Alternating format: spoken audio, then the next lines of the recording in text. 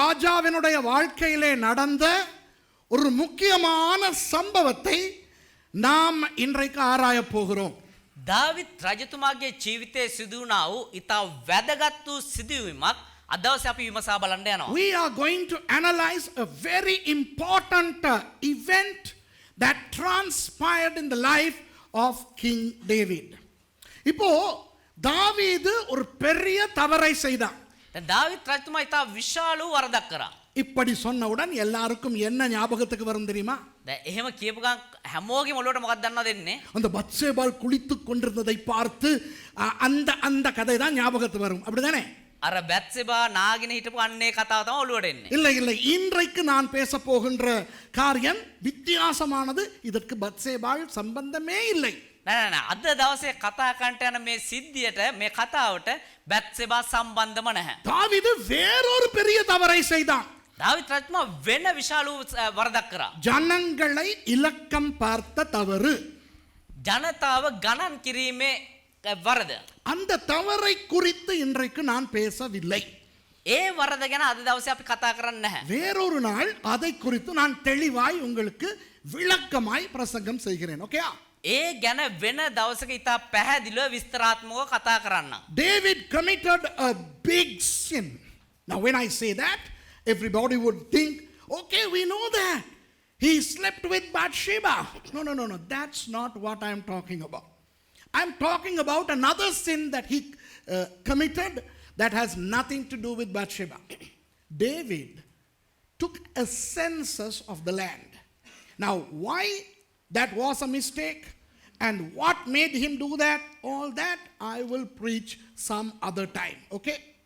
இப்போ அந்த பெரிய தவறை அவன் செய்தவுடன் දැන් ඒ වරද ඔහු කරපු ගමම්ම ஆண்டவர் அவனிடத்திலே கேட்டார், දෙවියන් වහන්සේ ඔහුගෙන් ඇහුවා உனக்கு 3 தண்டனைகள் தருகிறேன், උඹට දඬුවම් 3ක් දෙන්නම්, அதிலே ஒன்றை நீ தெரிந்து கொள் என்று. ඒකෙන් එකක් ඔයා තෝරලා ගන්න.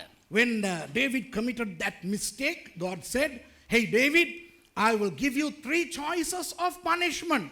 You choose one. ஒன்று 7 வருஷம் பஞ்சம். එකක් ඇවිල්ලා අවුරුදු 7ක් සාගතය. அப்படி இல்லாவிட்டால் 3 மாதம் அந்நியர்கள் உன்னை ஆக்கிரமிப்பார்கள். එහෙම නැතිනම් මාස 3ක් තිස්සේ ඔබව අන්‍ය ජනතාව වහල්කමේ තබා ගනී. இல்லாவிட்டால் 3 நாள் தேசமெங்கும் கொள்ளை நோய் வரும். එහෙම නැතිනම් දවස් 3ක් මේ මුළු දේශය පුරාටම වසංගතයක් එනවා. இதிலே எது வேண்டும் என்று கேட்டார். මේකෙන් කෝකද ඕනේ කියලා ඇහුවා. அப்போ தாவீது சொன்னான், 3 நாள் கொள்ளை நோய் போதும் நாதா. එහෙමනම් මේ දවස් 3ක වසංගතය හොඳයි ස්වාමිනී කියලා කිව්වා. கொள்ளை நோய் வந்தது. වසංගතය ආවා. தேசத்தில் எத்தனை பேர் செத்தார்கள் தெரியுமா? දේශේ කී දෙනෙක් මැරුණාද දන්නවද? 70,000 பேர் செத்தார்கள். 70,000ක් මැරුණා. God said, choice number 1, 7 years of famine. Choice number 2, 3 months of being pursued by enemies, or 3 days of a plague. David said, 3 days plague, Lord. And the plague came and 70,000 people in Israel died. இப்போ දැන් அந்த கொள்ளை நோயை நிறுத்துவதற்கு දැන් මේ වසංගතය නවත්තන්න ஆண்டவர் காத் என்னும் தீர்க்கதரிசியை தாவீதினிடத்துக்கு அனுப்புகிறார். දාවිද් ගාවට දෙවියන් වහන්සේ ගාත් කියන අනාගත වස්තු යවනවා. அந்த காத் மூலம் என்ன சொல்லி அனுப்புகிறார் தெரியுமா? ඒ ගාත් අනාගත වස්තු කන්නකොට මොනවද දන්නවද කියලා යවන්නේ? நீ ஒரு இடத்திலே பலிபீடம் உண்டாக்கி ஆண்டவருக்கு பலி செலுத்தினால் නුඹ එක ස්ථානයක දෙවියන් වහන්සේ උදෙසා පූජාසනයක් ගොඩනගලා පූජා ඔප්පු කරා නම් உனக்கு இந்த கொள்ளை நோய் இல்லாமல் போய்விடும். ஓகேயா? මේ තියෙන වසංගතය නැති වෙලා යනවා. கதை இவ்வளவுதான். කතාව මෙච්චරයි. கொள்ளை நோய் வந்து விட்டது. වසංගතය ආවා. இப்போ அந்த கொள்ளை நோய் நிறுத்தப்பட வேண்டும். දැන් මේ වසංගතය නවත්තන්න ඕනේ. சாபம் போய் ஆசீர்வாதம் வர வேண்டும். සාපේ ගිහලා ආශිර්වාද එන්න ඕනේ. அப்போ என்ன செய்ய வேண்டுமா? එවනම් මොනවද කරන්න ඕනේ? ஆண்டவர் சொல்லும் ஒரு இடத்துக்கு போய் දෙවියන් වහන්සේ කියන එක ස්ථානයකට ගිහිල්ලා அங்கே ஒரு பலிபீடம் உண்டாக்கி එතන එක පූජාසනයක් ගොඩනගලා அங்கே ஆண்டவருக்கு பலி செலுத்த வேண்டும். එතන දෙවියන් වහන්සේට පූජා කොප්පු කරන්න ඕනේ. அந்த பலி செலுத்தின பிறகு ඒ පූජාව ඔප්පු කරාට පස්සේ வாதை தேசத்தை விட்டு நீங்கும். இவ்வளவுதான் கதை. මේ වසංගතය මේ දේශ අතහැරලා යයි. එච්චරයි කතාව. God sent a prophet called Gad to David.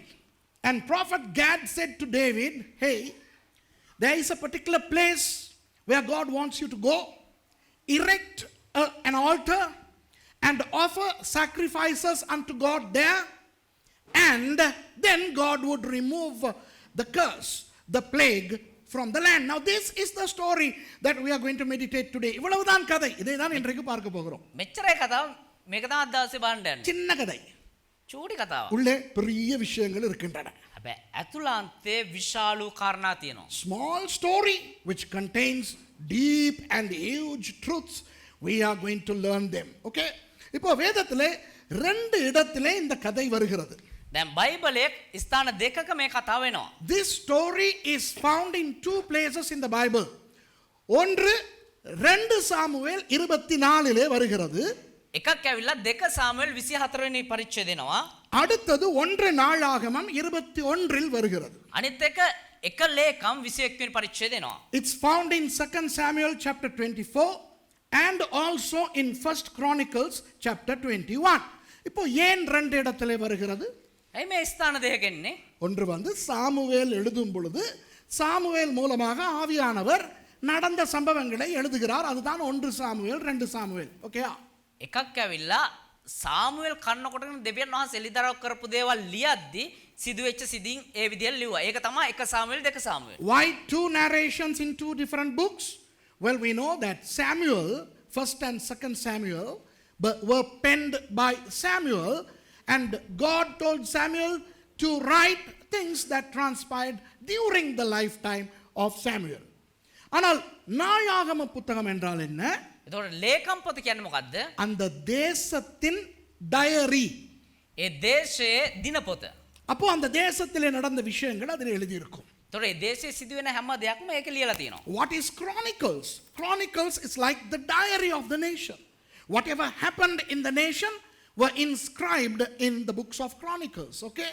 And that's why you usually get stories narrated in Samuel and 1 Kings and then in Chronicles. அதனால்தான் சில கதைகள் சாமுவேல் புத்தகத்திலும் ராஜாக்கள் புத்தகத்திலும் வரும். அதே கதை நாளாகமம் புத்தகத்திலும் வரும். ඒ නිසා තමයි සමහර කතාවන් ඇවිල්ලා සාමුවෙල් පොතෙත් රාජාවලියෙත් එන්නේ ඒ වගේම ලේකම් පොතෙත් එන්නේ. ஆனால் இப்போ ரெண்டு இடத்திலே கதை வந்தால் ஒரே மாதிரி வர வேண்டும் அல்லவா? හැබැයි තන් දෙක කතා වෙද්දී එක වගේම එන්න ඕනේ නේද? ஆனால் இந்த கதையை ரெண்டு இடத்தில் பார்க்கும் பொழுது ஒரு சில முரண்பாடுகளும் வருகின்றன. හැබැයි මේ කතාව තැන් දෙකේම බලද්දී සමහර වෙනස්කම් අපිට දකින්න පුළුවන්. அவற்றையும் உங்களுக்கு காட்டி விளக்கப்படுத்தி ஒரு தெளிவை உண்டாக்கி விட போகிறேன் இன்றைக்கு. Okay?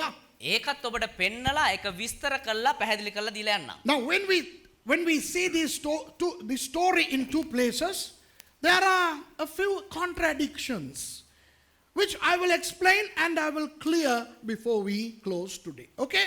Are we all ready? எல்லாம் ஆயத்தமா? සේරම සූදානම්ද? அப்போ 2 சாமுவேல் 24க்கு திருப்பிக் கொண்டு එහෙමනම් 2 සාමුවෙල් 24 වෙනි පරිච්ඡේදය පෙරලගෙන ஒவ்வொரு வசனமாக 18வது வசனத்திலே இருந்து வாசிக்க போகிறோம். එක එක වචනේ ගානේ 18 වෙනි පදේ ඉඳලා අපි කියවන්න යනවා. We are going to turn to 2 Samuel chapter 24 and we will read one verse after another from verse 18. Okay? சரி. 2 சாமுவேல் 2 සාමුවෙල් 24வது அதிகாரம் 24 වෙනි පරිච්ඡේදය 18வது வசனம். 18 වෙනි පදය. 2 Samuel chapter 24 verse 18. அன்றைய தினம் காத் என்பவன் தாவீதினிடத்தில் வந்து அவனை நோக்கி, நீர் போய் எபூசியனாகிய அர்வனாவின் களத்திலே கர்த்தருக்கு ஒரு பலிபீடத்தை உண்டாக்கும் என்றான். එදින ගාත් දාවිත් ළඟට ඇවිත් නුඹ ගොස් යෙබූසිය අරවුනාගේ පාවරේ ස්වාමීන් වහන්සේට පූජාසනයක් ගොඩනගන්නයි ඔහුට කීවේය. And Gad came that day to David and said unto him, Go up, rear an altar unto the Lord in the threshing floor of Araunah the Jebusite. அன்பானவர்களே, இதிலே ஒரு ஆவிக்குரிய சத்தியத்தை நான் உங்களுக்கு சொல்லிக் கொடுக்க போகிறேன். ප්‍රේමවන්තයනි, මේ තුල තිබෙනා වූ ආත්මික සත්‍යයක් මම ඔබට පැහැදිලි කරන්නම්. அது சில பேருக்கு வலிக்கும். ඒක සමහර අයට රිදෙයි. விசேஷமாக இங்கே இருப்பவர்களுக்கு வலிக்காவிட்டாலும் විශේෂයෙන්ම මේ ස්ථානයේ ඉන්න අයට ඒක රිදුන් නැති වුණත් இந்த கேமரா வழியாக யூடியூப் வழியாக டிவி வழியாக பார்க்கின்றவர்களுக்கு வலிக்கும். கொஞ்சம் சில பேருக்கு வலிக்கும். මේ කැමරාව තුලින් YouTube එකෙන් TV වලින් බලන්නව සමහර අයට මේ තුලින් රිදෙයි. I am going to teach a spiritual principle from this verse which is going to hurt some people. Even at least if not those who are here, those who listen to me, some people, some of you can be hurt. இப்போ ஆண்டவர் சொன்னார் தாவீதை பார்த்து, දැන් දෙවියන් වහන්සේ දාවිත් බලලා කිව්වා காத் மூலமாக ගාත් තුලින් அந்த ஆளினுடைய அந்த குறிப்பிட்ட இடத்துக்கு போய் பலிபீடம் உண்டாக்கு. අර මම කියන තැනැත්තගේ ඒ ස්ථානට ගිහලා පූජාව ගොඩනගන්න. God told Gad the prophet to go and tell David, erect an altar in that place. இப்போ ஆபிரகாமுக்கும் ஒரு முறை ஆண்டவர் பலி கொடுக்க சொன்னார் அல்லவா ஈசாக்கை. දැන් ආබ්‍රහම්ටත් දෙවියන් වහන්සේ එක අවස්ථාවක් කිව්වනේ ඊසාකු පූජා කරන්න කියලා. எங்கே வைத்து பேசினார்? කොහෙ තියලාද කතා කරේ? பெயர் செபாவிலே வைத்து. බෙර්ෂෙබාවල තියලා. ஆண்டவர் என்ன சொன்னார்? දෙවියන් වහන්සේ මොනවද කිව්වේ? நீ உன் மகனை எடுத்துக்கொண்டு மோரியா மலைக்கு போய் பலியிடு. නුඹ නුඹේ දරුවව අරගෙන මෝරියා කන්දර ගිහලා පූජා කරන්න. Remember when God told Abraham to offer Isaac as a sacrifice, Abraham lived in Beersheba. But God told Abraham to take Isaac and go to Mount Moriah to offer a sacrifice. இப்போ ஆண்டவரை ஆராதிப்பது என்பது දැන් දෙවියන් වහන්සේව නමස්කාර කරනවා කියන එක கண்ட இடத்திலும் செய்ய முடியாது.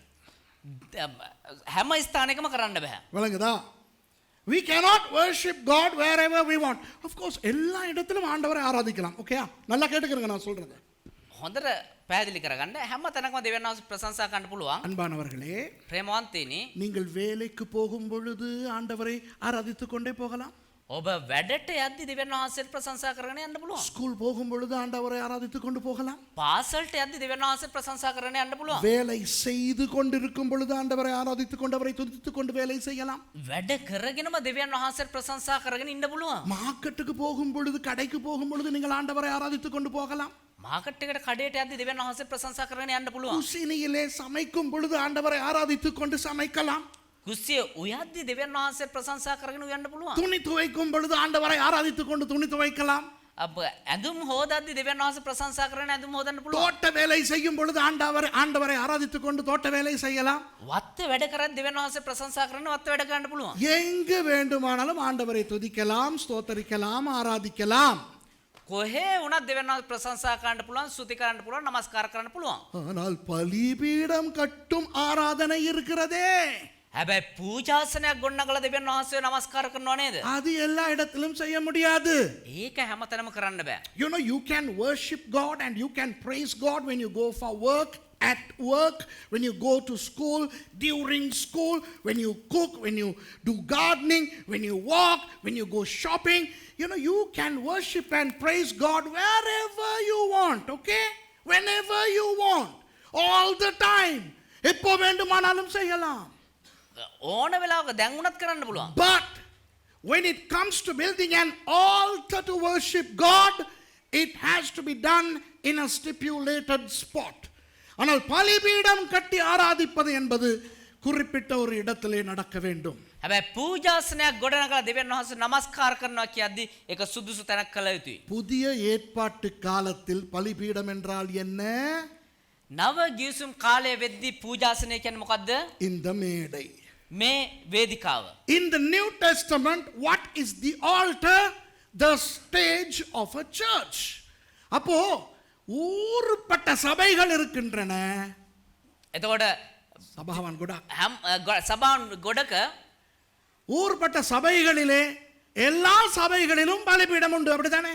එතකොට හැම ගොඩාක් සභාවල පූජාසනයක් තියෙනවා. ஆனால் அவனவனுக்கு நியமிக்கப்பட்ட பலிபீடத்துக்கு தான் போய் ஆண்டவரை ஆராதிக்க வேண்டும். விளங்குதா? ඒ නමුත් ඒ එක් එක්කෙනා දෙවියන් වහන්සේ තමුන්ට නියම කරාව ඒ පූජාසනයට ගිහිල්ලා තමා දෙවියන් වහන්සේව නමස්කාර කළ There යුතුයි. are so many churches, and in each church you get an altar, and therefore you can find yourself in any church where there is an altar. But you have to go to the specific altar the Holy Spirit stipulates. அவனுக்கென்று ஆண்டவர் எந்த பலிபீடத்தை வைத்திருக்கிறாரோ, எந்த சபையை வைத்திருக்கிறாரோ, அங்கே தான் அவன் ஞாயிற்றுக்கிழமை போக வேண்டும்.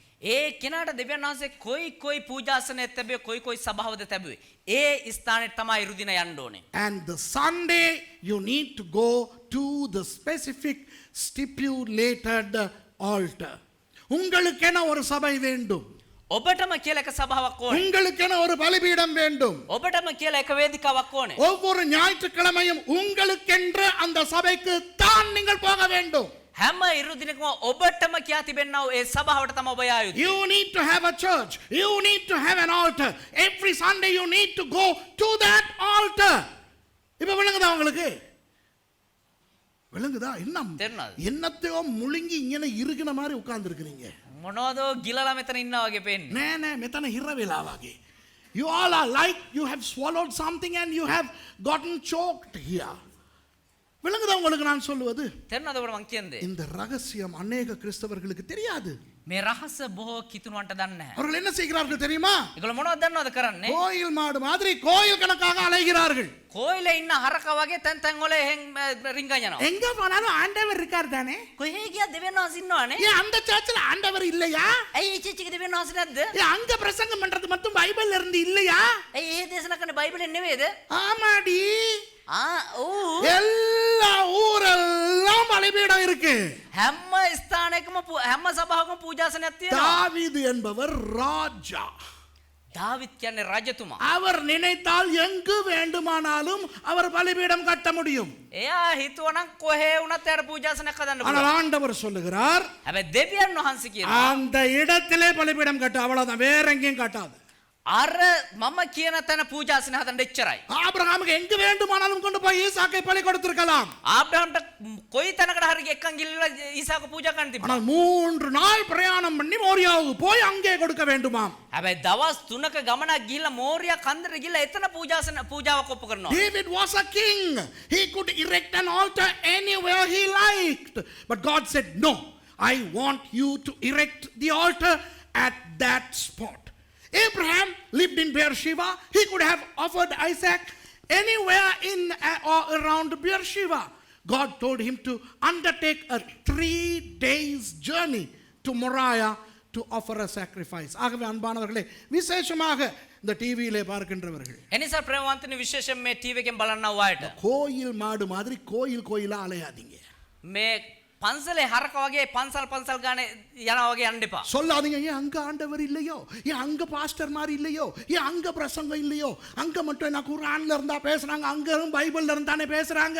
කියන්න එපා. ඇයි එහෙ දෙවියන් වහන්සේ නැද්ද? ඇයි එහෙ බයිබලේ නැද්ද? ඒ බයිබලෙන් නෙමෙයි දේශනා කරන්නේ. එහෙම නැත්නම් මේ කොහේ ගියපුවම මොකද කියලා කියන්න එපා. உனக்கென ஒரு சபை வேண்டும், ඔබට කියලා සභාවක් ඕනේ. அந்த சபைக்கு தான் நீ ஞாயிற்றுக்கிழமை போக வேண்டும். ඒ සභාවට තමයි ඔබ ඉරුදුනේ යා යුත්තේ. Those who are watching me over the television, don't go like a temple cow in India, which goes from one temple to another. Don't go from one church to another. Just find yourself the right church and stick there. Don't say, oh, the Holy Spirit is there also. Those pastors are also preaching from the Bible. Don't give this nonsense. விளங்குதா உங்களுக்கு? තේරෙනවද ඔබට? இப்ப தாவீது சொல்ல முடியுமா காத்தை பார்த்து? දැන් දාවිත් රජතුමාට කියන්න පුළුවන් ගාත බල්ලා ඉවලා. எங்கேயாவது பலிபீடம் கட்டினா போதும் தானே, கர்த்தர் எல்லா இடத்துலயும் இருக்கிறார் தானே. කොහේ වුණත් පූජාසනයක් හදුනා හරිනේ දෙවියන් වහන්සේ හැමතැනම ඉන්නවනේ. அது ஏன் அங்க போயிட்டு பண்ணணுமோ? ඒ දැන් අර එහෙම ගිහිල්ලා කරන්න ඕනේද? David could have argued with Gad. You know, he could have said, well, why there? I mean, I can build anywhere I want. I'll build a nice one. ஒரு நல்ல ஒரு பலிபீடத்தை வேற இடத்துல கட்டுறேனே. හොඳ පූජාසනයක් හදන්න පුළුවන් නේ. விளங்குதா உங்களுக்கு? இந்த விளையாட்டு சரி வராது. මේ සෙල්ලම හරියන්නේ இந்த ரகசியம் பிசாசுக்கு தெரியும். මේ රහස යක්ෂයා දන්නවා. அதனால என்ன பண்ணுவான்? ඒ නිසා මොනවද කරන්නේ? ஞாயிற்றுக்கிழமைன்னு பார்த்து சொந்தக்காரனை வீட்டுக்கு கூட்டிட்டு வருவான். ඉරු දිනම බලලා ඉවලා නෑ කියනවා ගෙදරට. ஞாயிற்றுக்கிழமைன்னு பார்த்து ஒரு முக்கியமான அப்பாயின்மெண்ட்டை கொடுத்துருவான். ඉරු දිනම බල් වෙලා මොනවා හරි ඉතා වැදගත් වැඩසටහනක් දානවා. ஞாயிற்றுக்கிழமைன்னு பார்த்து டியூஷன் கிளாஸை போட்டுருவான். ඉරිදම කියලා බල් වෙලා එදාට දානවා මේ ටියුෂන් පන්ති. ஞாயிற்றுக்கிழமைன்னு பார்த்து ஏதாவது பண்ணிடுவான். நம்ம யோசிப்போம், பரவாயில்ல, நாங்க அங்க போனா அங்கேயும் கர்த்தர் தானே இருக்கிறார், அங்க போயிட்டு கர்த்தரை ஆராதிச்சுட்டு நாங்க சொந்தக்காரங்களை பார்க்க போறோம். ඉරු දිනම් බලලා මොනවා හරි වැඩසටහනක් දාම අපි හිතනවා කමන්නේ නැති එහෙ ගියත් දෙවියන් වහන්සේ ඉන්නේ ඒ නිසා එහෙට ගිහිල්ලා නමස්කාර කරලා ඉවරලා අපි අරහෙට යනවා The කියලා. devil knows this, even though a lot of Christians don't know and don't even agree. நிறைய கிறிஸ்தவங்களுக்கு தெரியாது மட்டும் இல்ல, බොහෝ කිතුණන්ට දන්නේ නැහැ විතරක් නෙවෙයි ஏற்றுக்கொள்ளவும் மாட்டானுங்க. මේක පිළිගන්නෙත් නැහැ. இல்ல ஜோக் என்னன்னா, මේකේ විහිළුව මොකද්ද කියනවනම් சில பேருக்கு பைபிளே தெரியாது, සමහරුන්ට බයිබලේම දන්නේ නැහැ. ஆனா இத சொல்லி கொடுத்தா ஏற்றுக்கொள்ளவும் மாட்டானுங்க. හැබැයි මේ කියලා දුන්නා නම් ඒක පිළිගන්නෙත් නැහැ. அப்படியானா ஆண்டவர் எனக்கு பேசட்டும். එනම් දෙවියන් වහන්සේ මට කතා කරපු දේ. ஆண்டவர் தாண்டி இப்ப பேசிக்கிட்டு இருக்கிறாரு. දෙවියන් වහන්සේ තමයි දැන් කතා කරන් ඉන්නේ. சுரேஷுக்கு என்ன வந்துச்சு, நீங்க எந்த சர்ச்சுக்கு போனா? පස්ුරේෂ්ඨ මොකද ඔබ මොන සභාවට ගියාද? ஆவியானவர் தான் பேசுகிறார். ආත්මයන් වහන්සේ තමයි කතා කරන්නේ. கர்த்தர் சொன்ன பலிபீடத்துக்கு போகணும். දෙවියන් වහන්සේ කියපු පූජාසනයට යන්න ඕනේ. மற்ற நேரம் வேண்டிய நேரம் ஆராதிங்க, அது பிரச்சனை கிடையாது. අනිත් වෙලාවට ඕන විදිහකට නමස්කාර කරන්න කිසි ප්‍රශ්නයක් නැහැ. You can worship God at other times anywhere you want, but when it comes to Sunday, you need to go to your altar. விளங்குதா? You need to go to where? Not an altar, to your altar. Okay? மற்ற நாள் என்னத்தை எங்க நீங்க பண்ணாலும் பரவாயில்ல, ஆண்டவர் ஆராதிக்கிறது. අනිත් දවස්වල ඔබ කොහොම මොනවා කළා දෙවියන් වහන්සේ නමස්කාර කරත් කමන්නේ නැහැ. කොහේ කරත් කමන්නේ නැහැ. ஆனால் ஞாயிற்றுக்கிழமை හැබැයි ඉරු දින எங்க போகணும்? කොහෙද යන්න ඕනේ? உங்களுடைய பலிபீடத்துக்கு போகணும். ඔබේ පූජාසනයට යන්න ඕනේ. தமிழால் எல்லாம் இப்ப என்னோட சொல்லணும். දැන් සිංහල අය සේරම දෙමළු මගෙත් එක්ක කියන්න. සිංහල අය දෙමළෙන් කියන්න, පොඩ්ඩක් දෙමළ පුරුදු වෙමු. நான் ஞாயிற்றுக்கிழமைகளில் என்னுடைய பலிபீடத்துக்கு தான் போவேன். ஏதாவது ஒரு பலிபீடத்துக்கு அல்ல, எனக்கு நியமித்த என் பலிபீடத்துக்கு போவேன். ආමෙන්. දැන් සිංහලයි කියන මාත් එක්ක දෙමළුත් කියන්න මාත් එක්ක සිංහලෙන්. මම ඉරු දිනයන්හි මගේ පූජාසනයට යන්නෙමි. ඕනෑම පූජාසනයකට නොවේ. මට නියම කරන ලද මගේ පූජාසනයට යන්නෙමි. Amen. Everybody say this in English with me. Okay. I will go on Sundays to my altar. Not to any altar, but to my altar that is stipulated for me. Amen. விளங்குதா? இப்ப விளங்குதா ஏன் ஞாயிற்றுக்கிழமை குழப்பம் வருதுன்ட்டு? දැන් තේරෙනවා ඇයි මේ කොළොප්පන් එන්නේ මේ ඉරිදර කියලා? எத்தனை பேருக்கு ஞாயிற்றுக்கிழமை இல்லைன்னா சனிக்கிழமை அந்திக்கே பேயாட்டம் தொடங்கிருது? கையை தூக்கி காட்டுங்க பார்க்கலாம். බොහෝ දෙනෙකුට ඉරිදා එන්න කලින් සෙනසුරාදම යකා නටන්න පටන් ගන්නවා. பிசாசு சனிக்கிழமை பகலுக்கு மேல இறங்கிடுவான். යක්ෂ ඇවිල්ලා සෙනසුරාදා හවස් වෙද්දිම සෙල්ලම දාන්න පටන් ගන්නවා. அந்த வராத மாமி வந்துரும். අර එන්නති නැන්ද එනවා. அந்த அந்த துபாய் சித்தி வந்துரும். අර ඩුබායි වල පුංචි එනවා. அந்த ஓவர் டைமுக்குரிய கால் வந்துரும். අර ඕවර් ටයිම් කෝල් එක එනවා. விளங்குதா? அந்த நாளைக்கு ஸ்பெஷல் ப்ரோக்ராம் அந்த இன்ஃபர்மேஷன் வந்துரும். අර හෙට තියෙන විශේෂ වැඩසටහන ඒක එනවා. இத பேய்க்கு தெரியும். ඒ කියන්නේ යක්ෂයට දන්නවා. தன்னோட இப்ப தாவீதை கொண்டு போய் வேறொரு இடத்துல நிறுத்தினால் දාවිත් රජතුමාව අරන් ගිහලා වෙන තැනක තිබ්බනම් அவன் பலிபீடம் கட்டுவான். එයා පූජාසනයක් ගොඩනගා. அவன் ராஜா. එයා රජතුමා. அவனுக்கு வசதி இருக்கிறது. එයාට ඕන තරම් දේවල් තියෙනවා. அவன் எங்கு வேண்டுமானாலும் பலிபீடம் கட்டுவான். එයා කොහේ ගිහලා ඕන තැනක එයාට පූජාසන හදන්න පුළුවන්. ஆனால் ஆண்டவர் பிரியப்படுவாரா? හැබැයි දෙවියන් වහන්සේ ප්‍රිය වේද? ஆண்டவர் என்ன சொன்னார்? දෙවියන් වහන්සේ මොනවද කිව්වේ? அந்த இடத்திலே போய் கட்டு. ඒ කියන තැනට ගිහලා හදන්න. அப்போ பாதி கீழ்ப்படிவு என்றால் என்ன? එතකොට දාවිත් රජතුමාගේ කීකරුකම මොකක්ද? பாதி கீழ்ப்படிவு. දාවිත් රජතුමා එහෙම වුණා නම් වෙන්නේ භාගයක් කීකරු වෙනවා. பாக கீகருකම කියන්නේ මොකද්ද? பாதி கீழ்ப்படிவுனா என்ன தெரியுமா? பாதி භාගයට කීකරු වීම කියන්නේ මොකද්ද? பலிபீடம் கட்டி விட்டேன், පූජාසනයක් කොට නැගුවා. கீழ்ப்படிஞ்சாச்சு. කීකරු වුණා. ஆனா பாதி கீழ்ப்படியல. හැබැයි භාගයක් කීකරු නැහැ. எந்த இடத்துல கட்ட சொன்னாரோ அங்கே கட்டவில்லை. කොයි ස්ථානයේද හදන්න කිව්වේ ඒ ස්ථානයේ හැදුවේ නැහැ. What is half obedience?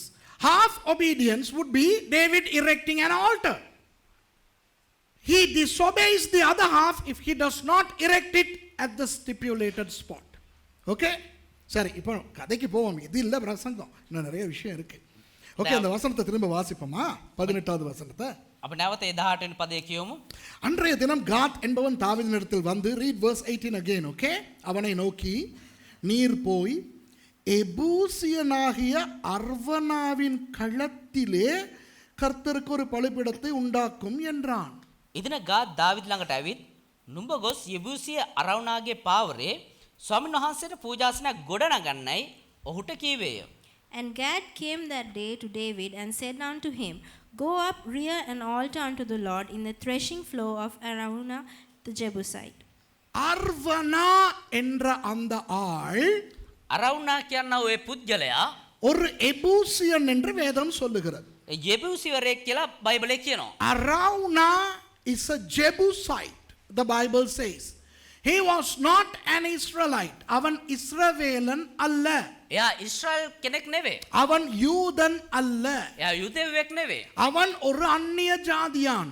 ඇවිලා අන්‍ය ජාතික කෙනෙක්. அந்த எபூசியர்கள் யார் என்றால், මේ යෙබූසිවරු කියන්නේ කවුද කියනවා නම් அவர்கள் ஏத்தியர்கள் என்று சொல்லப்படும் ஒரு கானானிய வம்சத்தை சேர்ந்தவர்கள். ඕන්න ඇවිල්ලා ඒත්‍යවරු කියන්නේ කානානි වංශයේ ඉඳලා ආපු කට්ටිය. The Jebusites belonged to Hittites, a group of Canaanites who lived in that land. Okay?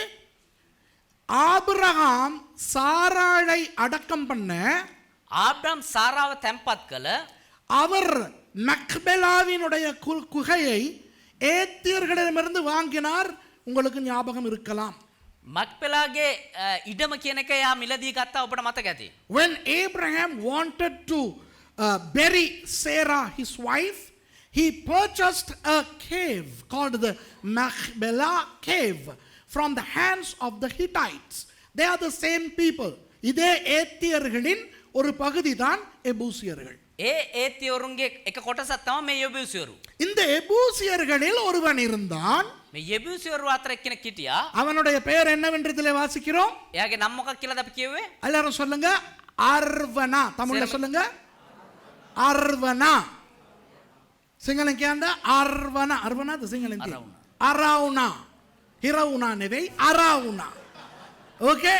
In English, his name, the man who owned the land, is called what? Arauna. இப்போ දැන් ஒன்று நாளாகமத்துக்கு கொஞ்சம் ஓடி එක ලේකම් පොතට පොඩ්ඩක් ගිහිල්ලා 21வது அதிகாரத்தின் 18வது வசனத்தை வாசித்தால் 21 වෙනි පරිච්ඡේදයේ 18 වෙනි පදේ කියවනම් அங்கே வேறொரு பெயர் வருகிறது. එතන වෙන නමක් එනවා. இதே கதை, இதே சம்பவம். මේ කතාවම මේ සිද්ධියම When we jump to 1 Chronicles chapter 21, and if you read verse 18, the name of the man is different. அப்பொழுது எபூசியனாகிய ஒர்னானின் களத்திலே கர்த்தருக்கு ஒரு பலிபீடத்தை உண்டாக்கும்படி தாவீது அங்கே போக வேண்டும் என்று தாவீதுக்கு சொல் என்று கர்த்தருடைய தூதன் காத்துக்கு கட்டளையிட்டான். එවිට ස්වාමීන් වහන්සේගේ දූතයා ගාත්ට කතා කොට යෙබූසිය ඔර්නාන්ගේ කමතේ ස්වාමීන් වහන්සේට පූජාසනයක් ගොඩනගන පිණිස නැගී යන ලෙස දාවිට කියන්ට අනකලේය. Then the angel of the Lord commanded Gad to say to David that David should go up and set up an altar unto the Lord in the threshing floor of Ornan the Jebusite. இந்த இடத்திலே அவருடைய பெயர் என்ன? මේ ස්ථානයේ නම මොකද්ද? Ornan. ඔර්නාන්. The name of this man here is Ornan, Ebusian. යෙබූසියවරෙක්. அதே கதை, ඒ කතාවම அதே சம்பவம். ඒ සිද්ධියම. ஆனால் அங்கே பேர் என்ன? ඒ වුණාට අරේ නම මොකද්ද? அர்வனா. අරවුනා. இங்கே பேர் என்ன? මෙතන නම මොකද්ද? Ornan. ඔර්නාන්. ஏன் ரெண்டு வித்தியாசமான பெயர்கள்? ඇයි මේ වෙනස් නම් දෙකක්? இதுதான் முதலாவது முரண்பாடு. இதை நான் தெளிவுபடுத்த விரும்புகிறேன். මේ තමයි පළමු වතාවට මම මේක විස්තර කරන්න කැමති වෙන්නේ. Now this apparent contradiction is in the name. In Samuel, the name of this Jebusite is Araunah. And in First Chronicles, he is Ornan. Same guy, ஒரே ஆள். එකම කෙනා. அராவ்னா, தமிழ் என்ன அராவ்னாவா? அராவனா, அர்வனா. தமிழ்ல அர்வனா என்று வருகிறது அல்லவா? සිංහලෙන් අරවුණා කියලා එනවනේ. அது அவன் பெயர் அல்ல. ඒක එයාගේ නම නෙවෙයි. அது வந்து அவர்களுடைய அந்த மொழியிலே, ஏத்தியர்களுடைய அந்த மொழியிலே ඒ ඇවිල්ලා ඒත්‍යවරුන්ගේ භාෂාවෙන් ராஜா என்று அர்த்தம். රජතුමා කියන තේරුම. You know the name Arauna in the Jebusite language means king. நான் இதை ஆராய்ந்து பார்த்தேன். මම මේක හොයලා බැලුවා. யாரப்பா இந்த ஆள் என்று? කවුද මේ පුද්ගලයා කියලා? இவன் வேறு யாரும் அல்ல, මෙයා වෙන කවුරුත් නෙමේ. எபூசியர்களின் ராஜா. යෙබූසිවරුන්ගේ රජතුමා. என்ற தெய்வமே. මගේ දෙයියනේ. பைபிள் அப்படி இல்லை. බයිබලේ එහෙම නැහැ. ஆனால் அந்த பெயரை ஆராய்ந்து பார்த்து அப்புறம் அவர்களுடைய ஏடுகளை ஆராய்ந்தால் நான் கண்டுபிடித்தேன், இவன் அந்த எபூசியர்களின் ராஜா. හැබැයි මේ නම ගැන හොයලා බලලා ඒගොල්ලොන්ගේ විස්තර හොයලා බලද්දි දැනගත්තා මම මේ ඇවිල්ලා ඒගොල්ලොන්ගේ රජතුමා. The Bible doesn't explain who he was, but his name is self-explanatory. In the Hittite language, in the Jebusite language, Araunah means king. And then I examined his background. He was the king of Jebusites. கொஞ்சம் ரெண்டு Samuel 5வது அதிகாரத்துக்கு ஓடுவோமா? පොඩ 2 සාමුවෙල් 5 වෙනි පරිච්ඡේදයට පෙරලා ගමුද? Shall we run to 2 Samuel chapter 5 and verse 5 onwards? 5வது வசனத்திலிருந்து பார்ப்போமா? பஹே இந்தலாம். 2 සාමුවෙල් 5 වෙනි පරිච්ඡේද 5 ඉඳලා කියවමු අපි. இப்போ எருசலேம், சீயோன் இவை எல்லாம் எபூசியர்கள் வசம் இருந்த சமயம், යෙරුසලම් සියොම් කියන ඔය හැම තැනම ඒ යෙබූසියරු ඉන්න කාලේ தாவீது அவர்களுக்கு எதிராக யுத்தம் பண்ண போனார். දාවිත් රත්මා උන්ට විරුද්ධව යුද්ධ කරන්න ගියා. You know, Jerusalem and Zion were all occupied by the Jebusites. Okay? When that was the case, David went to fight against them to capture Jerusalem.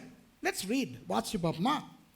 தாவீது எப்ரோனிலே யூதாவின் மேல் 7 வருஷமும் 6 மாதமும், எருசலேமிலே சமஸ்த இஸ்ரவேலின் மேலும் யூதாவின் மேலும் 33 வருஷமும் ராஜ்யபாரம் பண்ணினான். ඔහු හෙබ්‍රෝන්හි යුදාවරුන් ඔහු කියන්නේ දාවිද් රජතුමා. යුදාවරුන් කෙරෙහි රජකම් කළේ 7 අවුරුදු 5ක්ය.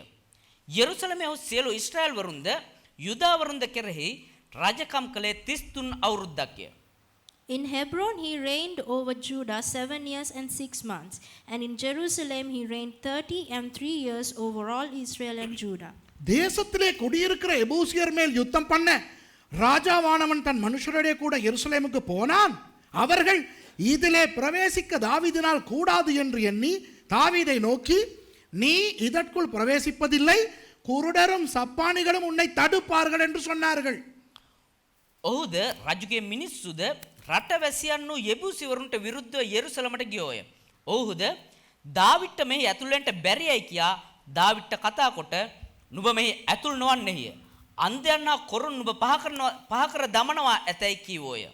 And the king and his men went to Jerusalem unto the Jebusites, the inhabitants of the land, which spake unto David, saying, Except thou take away the blind and the lame, thou shalt not come in hither, thinking David cannot come in hither. அடுத்த வசனம் 7வது வசனம். ஆனாலும் தாவீது சீயோன் கோட்டையை பிடித்தான், அது தாவீதின் நகரம் ஆயிற்று. 7 වෙනි පදය. නමුත් දාවුද් සියොන් බලකොටුව අල්ලා ගත්තෝය. ඒ දාවිද්ගේ නුවර විය. Nevertheless, David took the stronghold of Zion, the same is the city of David. Hello, நல்லா இந்த கதையை கேளுங்க. හොඳට මේ කතාව අහගන්න. யோசுவாவும் இஸ்ரவேலர்களும் வாக்குத்தத்தம் பண்ணப்பட்ட தேசத்துக்குள் வந்தபோது යොෂුවත් ඒ ඉස්රායල් ජනතාවත් පොරොන්දු දේශයට ඇතුළු වුණාට පස්සේ அவர்கள் அந்த முழு தேசத்தையும் பிடித்தார்கள். ඔවුන් ඒ මුළු දේශයම අල්ලගත්තා. ஆனால் எருசலேமையும் சீயோனையும் பிடிக்கவில்லை. හැබැයි යෙරුසලමත් සියොනුත් අල්ලගන්න බැරි වුණා. When the people of Israel entered the land, the promised land under the leadership of Joshua, they captured almost the whole land but Jerusalem and Zion. தாவீது தான் எருசலேமையும் சீயோனையும் பிடித்தார். දාවිත් රත්නමත් තමයි යෙරුසලමත් සියොනුත් අල්ලගත්තා. எருசலேமும் சீயோனும் பக்கத்து பக்கத்துல இருக்கின்றன, ஒரே இடம். යෙරුසලමත් සියොන් කියන්නේ එක ළඟ ළඟ තිබෙන්නව නගරයක්. It was David who conquered Jerusalem and Zion. Both are next to each other. Okay? இப்போ தாவீது அதற்கு எதிராக யுத்தம் பண்ண வந்த பொழுது என்ன நடந்ததாம்? දැන් දාවිත් රජතුමා ඒකට විරුද්ධව යුද්ධ කරන්න ආවට පස්සේ මොකද සිද්ධ වුනේ? அங்கு உள்ளவர்கள் என்ன சொன்னார்களாம்? හිටපයි මොනවද කිව්වේ? செய்தி அனுப்பினார்கள் ராஜாவுக்கு, தாவீதுக்கு. රජතුමාට පණිවිඩය ඇව්වලු. ஓய், நீ எங்களை அடிக்க வர நினைக்காதே. ඔයි අපිට විතරක් ගහන්න එන්න එපා උඹ. எங்களுடைய குருடரும் சப்பானிகளுமே உங்களை அடித்து துரத்தி விடுவார்கள். අපේ අන්ධයත් කොරුත් උඹට ගහලා එලවලා දායි. அப்போ எவ்வளவு திமிர் பாருங்கள். කොච්චර උඩංකමක්ද බලන්න. அப்படி சொல்லி அனுப்புன ஆள் யார் தெரியுமா? එහෙම කියලා යවපු පුද්ගලයා කවුද දන්නවද? அர்வனா. අරවුනා. அவர் தான் சொல்லி அனுப்பினார். එයා තමයි මෙහෙම කියලා. அவர் தான் தாவீதோட கேம் கேட்டவர். එයා තමයි දාවිත් රජතුමත් එක්ක වලිය என் நாட்டை நீ பிடிக்க வருவதா? மகே ராட்டம் பல்லாண்டேனவாது. என் நாட்டு குருடர்களும் என் நாட்டு சப்பானிகளும் உன்னை அடித்து துரத்துவார்கள் என்று வீம்பு பேசினவர் இந்த அரவுனா. මගේ රටේ කොරු සහ අන්ධ ඇවිල්ලා උඹට ගහලා පන්නයි කියලා මෙහෙම උඩංකමෙන් කතා කරේ අරවුනා තමයි. When David tried to capture Jerusalem and Zion, the king and his people sent a message to David. What was the message? Hey, don't try to conquer us. If you try to war against us, our lame and the blind will chase you off. Who said so? The king, Arauna. He was the guy. The same guy. புரியுதா இதே ஆள். දැන් තේරෙනවද? එකම කෙනා. தாவீது என்ன செய்தார்? දාවිත් මොනවද කරේ? பிடித்தார். අල්ලගත්තා. பிடித்த பிறகு என்ன செய்திருக்க வேண்டும்? අල්ලගත්තට පස්සේ මොනවද කරන්න ඕනේ? அந்த ராஜாவை ඒ රජතුමාව வெட்டி கொன்றிருக்க வேண்டும், அப்படிதானே? කපලා මරලා දාන්න ඕනේ. එහෙම නේද? இல்லை. එහෙම කරේ නෑ. தாவீது ஒரு நல்ல மனுஷன். දාවිත් රජතුමා හොඳ යහපත් මිනිහෙක්. எருசலேமையும் சீயோனையும் தாவீது பிடித்த பிறகு என்ன செய்தார்? යෙරුසලමත් ඒ සියොන් නගරයත් අල්ලගත්තට පස්සේ දාවිත් මොනවද කරේ? அந்த எபியூசியர்களுக்கு சொன்னார், ඒ යෙබූසිවරුන්ට කිව්වා உங்களை நாங்கள் துரத்த மாட்டோம், උඹලව මං එලවන්නෙත් නෑ. உங்களை கொல்லவும் மாட்டோம், උඹලව මරන්නෙත් නෑ. உங்களை அடிமைப்படுத்தவும் மாட்டோம். උඹලව යටත් කරගන්නෙත් නෑ. நீங்கள் நிம்மதியாக வாழலாம். උඹලට නිදහස ජීවත් වෙන්න පුළුවන්. அந்த ஜனங்களுக்கு எப்படி இருந்திருக்கும்? ඒ මිනිස්සුන්ට කොහොම තියෙන්නද? அட, இப்படி ஒரு ராஜாவா? අනේ මේ වගේ රජ කෙනෙක්ද? அதாவது எங்களை அடித்து கைப்பற்றின பிறகு කියන්නේ අපිව ගහලා යටත් කරගත්තට පස්සේ பொதுவாக உலகத்திலே நடக்கிற வழக்கத்தின்படி සාමාන්‍ය විදියට ලෝකයේ සිද්ධ වෙන ක්‍රමය අනුව ஒன்று எங்களை எல்லாம் அழித்திருக்க வேண்டும், එක්ක අපි සේරම මරලා විනාශ කරලා දාන්න ඕනේ. இல்லாவிட்டால் எங்களை தேசத்திலிருந்து துரத்தி இருக்க வேண்டும், එහෙම නැත්නම් අපේ දේශයෙන් ඉඳලා අපිව එලවලා දාන්න ඕනේ. இல்லாவிட்டால் எங்களை அடிமைப்படுத்தி இருக்க வேண்டும். එහෙම නැත්නම් අපිව යටත් කරගන්න ඕනේ. ஆனால் இந்த ராஜா ඒ වුණාට මේ රජතුමා எங்களை பிடித்த பிறகு අපිව යටත් කරගත්තට පස්සේ நீங்கள் நிம்மதியாக வாழுங்கள் என்று சொல்லுகிறாரே என்று ඔබලා නිදහස් ජීවත් වෙයල්ලා කියනවනේ කියලා இந்த எபூசியர்களுக்கு தாவீதின் மேல் பயங்கர ஒரு அன்பு வந்தது. මේ යෙබූසිවරුන්ට දාවිත් රජතුමා කෙරේ විශාල වූ ප්‍රේමයක් ඇති වුණා. According to the ancient custom, if a king conquers another nation, he would either annihilate the people, mass annihilation, or he would expel the people from the land, or he would make those people slaves and servants to themselves. Okay? But David did neither. David said, you people can live with us as free as you want. You can live happily. And those people were shocked, including the king Arauna. They thought, my goodness, we fell to this king, so he's going to kill us. Or he's going to expel us, or he's going to make us slaves. But when David did not do any of these things, the Jebusites began to love David. இப்போ விளங்குதா?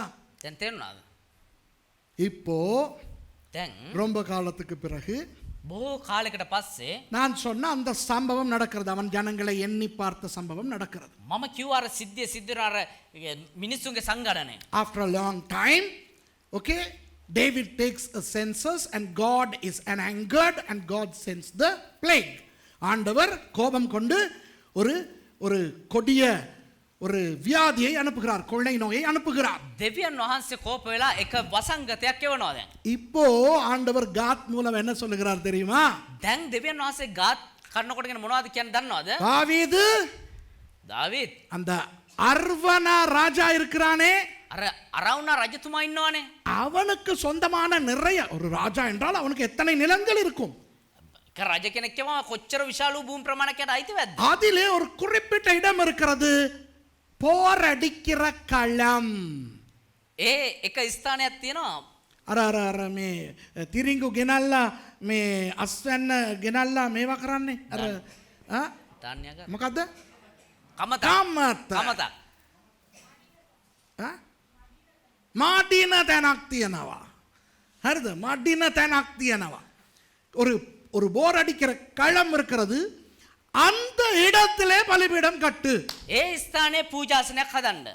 God told David through the prophet Gad, go to that king Araunah.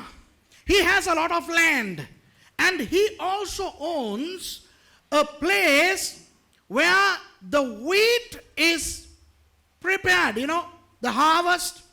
Okay, I want you to erect an altar there.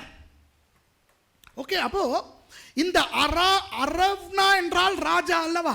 දැන් මේ අරවුනා කියන්නේ රජ කෙනෙක්නේ. அந்த ராஜாவினுடைய பெயர் தான் ஓர்னான். இப்ப விளங்குதா? ඒ රජතුමාගේ නම තමයි ඔර්නා. Arauna means king in the Jebusite language. The name of that king is Ornan. So both Samuel and Chronicles are correct.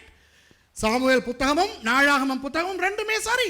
එතකොට සාමුවෙල් පොතත් ලේකම් පොතත් දෙකම හරි. விளங்குதா? ஒன்று சொல்லுகிறது அந்த ராஜா என்று, එක තැනක් කියනවා ඒ රජතුමා කියලා. அடுத்ததுல அவனுடைய பெயர் சொல்லப்பட்டிருக்கிறது. இப்ப ரெண்டும் ஒரு ஆள் தான். புரிஞ்சிருச்சா? අනිත් තැන එයාගේ නම කියලා සඳහන් වෙනවා. ඒ කියන්නේ දෙකම එකයි. Samuel says to that king and then Chronicles says Ornan, his name, same person. Okay, so no contradictions, முரண்பாடு கிடையாது. කිසිම වෙනසක් නැහැ. இப்போ ஆண்டவர் என்ன சொன்னார் தாவீதுக்கு? දැන් දෙවියන් වහන්සේ දාවිඩ්ට මොනවද කිව්වේ? அந்த ஆளினுடைய போரடிக்கிற களத்தை போய் அந்த இடத்தில் பலிபீடம் கட்டு. දැන් ඒ පුජ්‍යලයාගේ ඒ ධාන්‍ය මඩින ස්ථානට ගිහලා එතන පූජාසනයක් හදන්න. God told David to go to that particular place and offer build an altar. இப்போ இத பார்த்துட்டு சும்மா இருப்பேனா? දැන් මේක බලන්න නිකන් ඉදීද? ඇයි? ஏன் ஊராவுட்ட இடத்துல போயிட்டு ஒரு இடத்துல போயிட்டு பலி கொடுக்கணும்? ஏன் அந்த இடம் என்ன ஆராய்வனா இல்லையா? யோசிங்க பாப்பா. நானே ஒரு இந்த வேலையை ஆராய்றது தான். ඇයි මේ කොහෙද කියලා පූජාසනයක් හදන්නේ නිකන් හොයලා බලන්න නැති වේද? நான் பைபிள் வாசிச்சா ஒரு வசனத்தை தாண்டி ரெண்டாவது வசனத்துக்கு போக மாட்டேன், அதை ஆராய்ச்சி பண்ணாம. දැන් පාස්ටර් ඇවිල්ලා එක බයිබල් එක වචනයක් කියවුවනම් ඒක හොඳට විමසලා බලලා හොයලා බලන්න නැතුව දෙවෙනි වචනෙට යන්නේ නැහැ. You know, as a habit of a Bible scientist, I go to one verse and before I examine that verse, I don't go to verse number 2, right? So I wanted an answer. Why would God send David to that particular place? What is that place? அது என்ன இடம்? මොකක්ද එතන? Hello, அந்த இடத்தில் தான் Abraham ஈசாக்கை பலி கொடுக்க போனார். அதே மோரியா மலை. ඒ තැන තමා ආබ්‍රහම් ඇවිල්ලා ඊසාක්ව පූජා කරන්නට ගෙනිච්චා ඔය ස්ථානේ. ඒ මොරියා කන්දමයි. That was the exact spot where Abraham went to offer Isaac as a sacrifice. அந்த இடத்தில் தான் மெல்கிசேதேக்கு வம்சம் ஆண்டவருக்கு பலி கொடுத்து கொண்டிருந்தது. ඒ ස්ථානේ තමා මෙල්කිසෙදෙක්ගේ වංශය දෙවියන් වහන්සේට පූජා ඔප්පු කරන් හිටියේ. That's the same spot where the people of Melchizedek during the time of Abraham offered sacrifices unto God. அந்த இடத்தில் தான் ඒ ස්ථානයේ තමා சாலமோனுடைய தேவாலயம் கட்டப்பட்டது. සාලමොන්ගේ දේවාලය ගොඩ නැගුවේ. That was the spot where Solomon built the temple. அந்த இடத்தில் தான் கடைசி தேவாலயமும் கட்டப்பட போகிறது. ඒ ස්ථානයේම තමා අවසානයේ දේව මාලිගාවත් That ගොඩනගන්නේ. is the spot where the third temple is going to be built. இப்போ எந்த இடத்தை பார்க்கிறோம் தெரியுமா? நீங்க சும்மா பைபிளை வாசிச்சா எவண்டையோ காணியில ஏதோ ஒரு இடத்துல கட்ட சொன்னாருன்னு போய்கிட்டே இருப்பீங்க. දැන් අපි බයිබලයේ බැලුවා නම් ඔය කාගේදෝ තැනක කාගේදෝ ඉඩමක ඔය පූජාසනයක් ගොඩනගන්න හදුවා කියලා ඔය යනවා අපි කියනවා. அந்த இடத்தின் முக்கியத்துவம் தாவீதுக்கு தெரியாது. ඒ ස්ථානයේ වැදගත්කම දාවිත් රජතුමාට දන්නේ නැහැ. ஆண்டவருக்கு தெரியுமா தெரியாதா? හැබැයි දෙවියන් වහන්සේට දන්නවද නැද්ද? அதனால் தான் ஆண்டவர் தாவீதுக்கு சொல்லுகிறார், அந்த இடத்தில் போய் பலிபீடம் கட்டு. ඒ නිසා තමා දෙවියන් වහන්සේ දාවිත්ට කියන්නේ ඒ ස්ථානට ගිහලා පූජාසනය David didn't know the significance of that place, but God knew. That's why God told David to go to that spot. அன்பானவர்களே, ප්‍රේමවන්තිනි, உங்களை ஆண்டவர் ஒரு குறிப்பிட்ட சபைக்கு ஏன் அனுப்புகிறார்?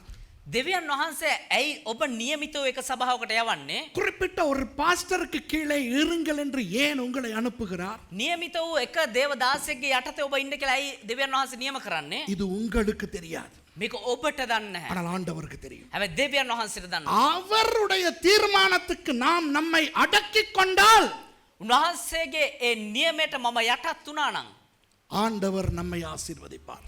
දෙවියන් වහන්සේ අපි ආශිර්වාද කරනවා. We may not know why God is sending us to a particular church to be under a particular pastor, but God knows if we obey, great things will happen. தாவீதுக்கு தெரியுமா இங்க தான் தேவாலயம் வரப்போகுதுன்னு? දාවිත් රජතුමා දන්නවා මෙතන තමයි දේව මාලිගාව වෙන්න යන්නේ කියලා. 1000 வருட அரசாட்சி நடக்கும் அல்லவா இந்த உலகத்திலே? අවුරුදු 10ක රාජ්‍ය පාලනය සිද්ධ වෙනව නේද මේ ලෝකේ? இயேசு அந்த இடத்திலே இருந்து தான் 1000 வருடத்தை ஆளப் போகிறார் தெரியுமா? යේසුස් ක්‍රිස්තුස් වහන්සේ ස්ථානින්දා තමයි පාලනය ගෙන යන්න යන්නේ. தாவீதுக்கு தெரியுமா அது? දාවිත් රජතුමා දන්නවද ඒක? தெரியாது. දන්නේ නැහැ. ஆனால் தனக்கு தெரியாமலே ஒரு பெரிய ஆசீர்வாதத்தை அனுபவிக்கிறான் தாவீது. හැබැයි තමුන් දන්නේම නැතුව ඉතා විශාල ආශිර්වාදයක් අත්දකිනවා දාවිත් You know රජතුමා. the millennium where Jesus is going to rule the earth for 1000 years? He is going to do that from that very spot. Did David know that? No.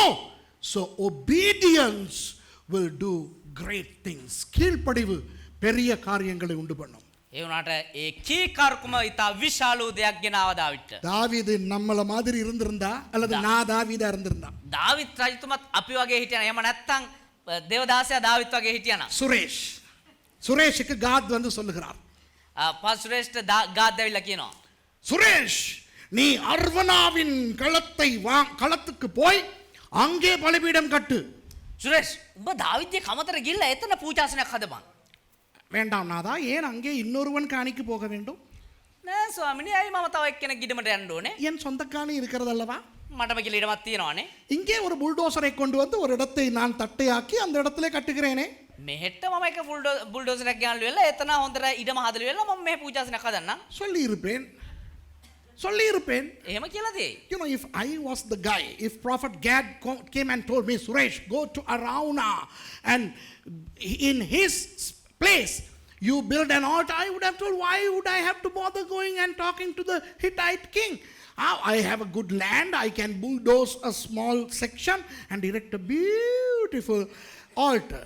இதனால தான் நம்ம எல்லாம் நாசமா போறோம். මේ නිසා තමයි අපි විනාශ වෙලා යන්නේ. முழுக்க கீழ்ப்படிறது இல்ல, සම්පූර්ණයෙන් කීකරු වෙන්නේ. அறகுறை கீழ்ப்படிவு. භාගයක් කීකරු වෙන්නේ. That's why we struggle. We don't obey 100%. எங்க ஊழியம் செஞ்சா என்ன? කොහේ සේවය කරපුවා මොකද? எந்த சர்ச்சுக்கு போனா என்ன?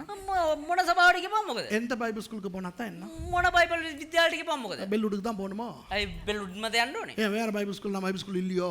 ඇයි වෙන තැන්වල බයිබල් විද්‍යාල නැද්ද? சுரேஷ் ராமச்சந்திரன் தான் பாஸ்டரோ, வேற மத்தவங்க எல்லாம் பாஸ்டர் இல்லையோ? ඇයි සුරේෂ් රාමචන්ද්‍රන්ද පාස්ටර්, ඇයි වෙන අනිත් කට්ටිය පාස්ටර්ස්ලා නෙමෙයිද? விளங்குதா? තේරෙනවද? ஆண்டவர் உங்களுக்கு ஒன்றை நியமித்தால் දෙවියන් වහන්සේ ඔබට කියලා දෙයක් නියම කරා නම් முழுக்க கீழ்ப்படியுங்கள். සම්පූර්ණයෙන් කීකරු වෙන්න. அவருக்கு தான் தெரியும் என்ன ரகசியங்களை அவர் வைத்திருக்கிறார் என்று. උන්වහන්සේට තමයි දන්නේ මොන රහස් උන්වහන්සේ තියන් ඉන්නවද If කියලා. God tells you something, obey 100% because only God knows what mighty things he has. Okay? சரி, இப்போ பாருங்க, அடுத்த சம்பவத்தை பாருங்க. ඊළඟ සිදුවීම් බලන්න. 19வது வசனம், 2 சாமுவேல் 24:19. 2 சாமுவேல் 24:19 වෙනි So let's read 2 Samuel 24:19. காத்துடைய வார்த்தையின்படியே தாவீது கர்த்தர் கற்பித்த பிரகாரமாய் போனான். දාවිත් ස්වාමීන් වහන්සේ අනක ලෙස ගාත් කී හැටියට නැගී ගියේය. And David, according to the saying of Gad, went up as the Lord commanded. அர்வனா ஏறிட்டு பார்த்து ராஜாவும் அவனுடைய ஊழியக்காரரும் தன்னிடத்தில் வருகிறதைக் கண்டு அர்வனா எதிர்கொண்டு போய் தரை மட்டும் குனிந்து ராஜாவை வணங்கினான். අරවුණා බැලුව විට රජුද ඔහුගේ සේවකයන්ද තමා වෙතට එනවා දැක පිටතට ඇවිත් මුහුණින් බිමට නැමී රජුට වැඳ.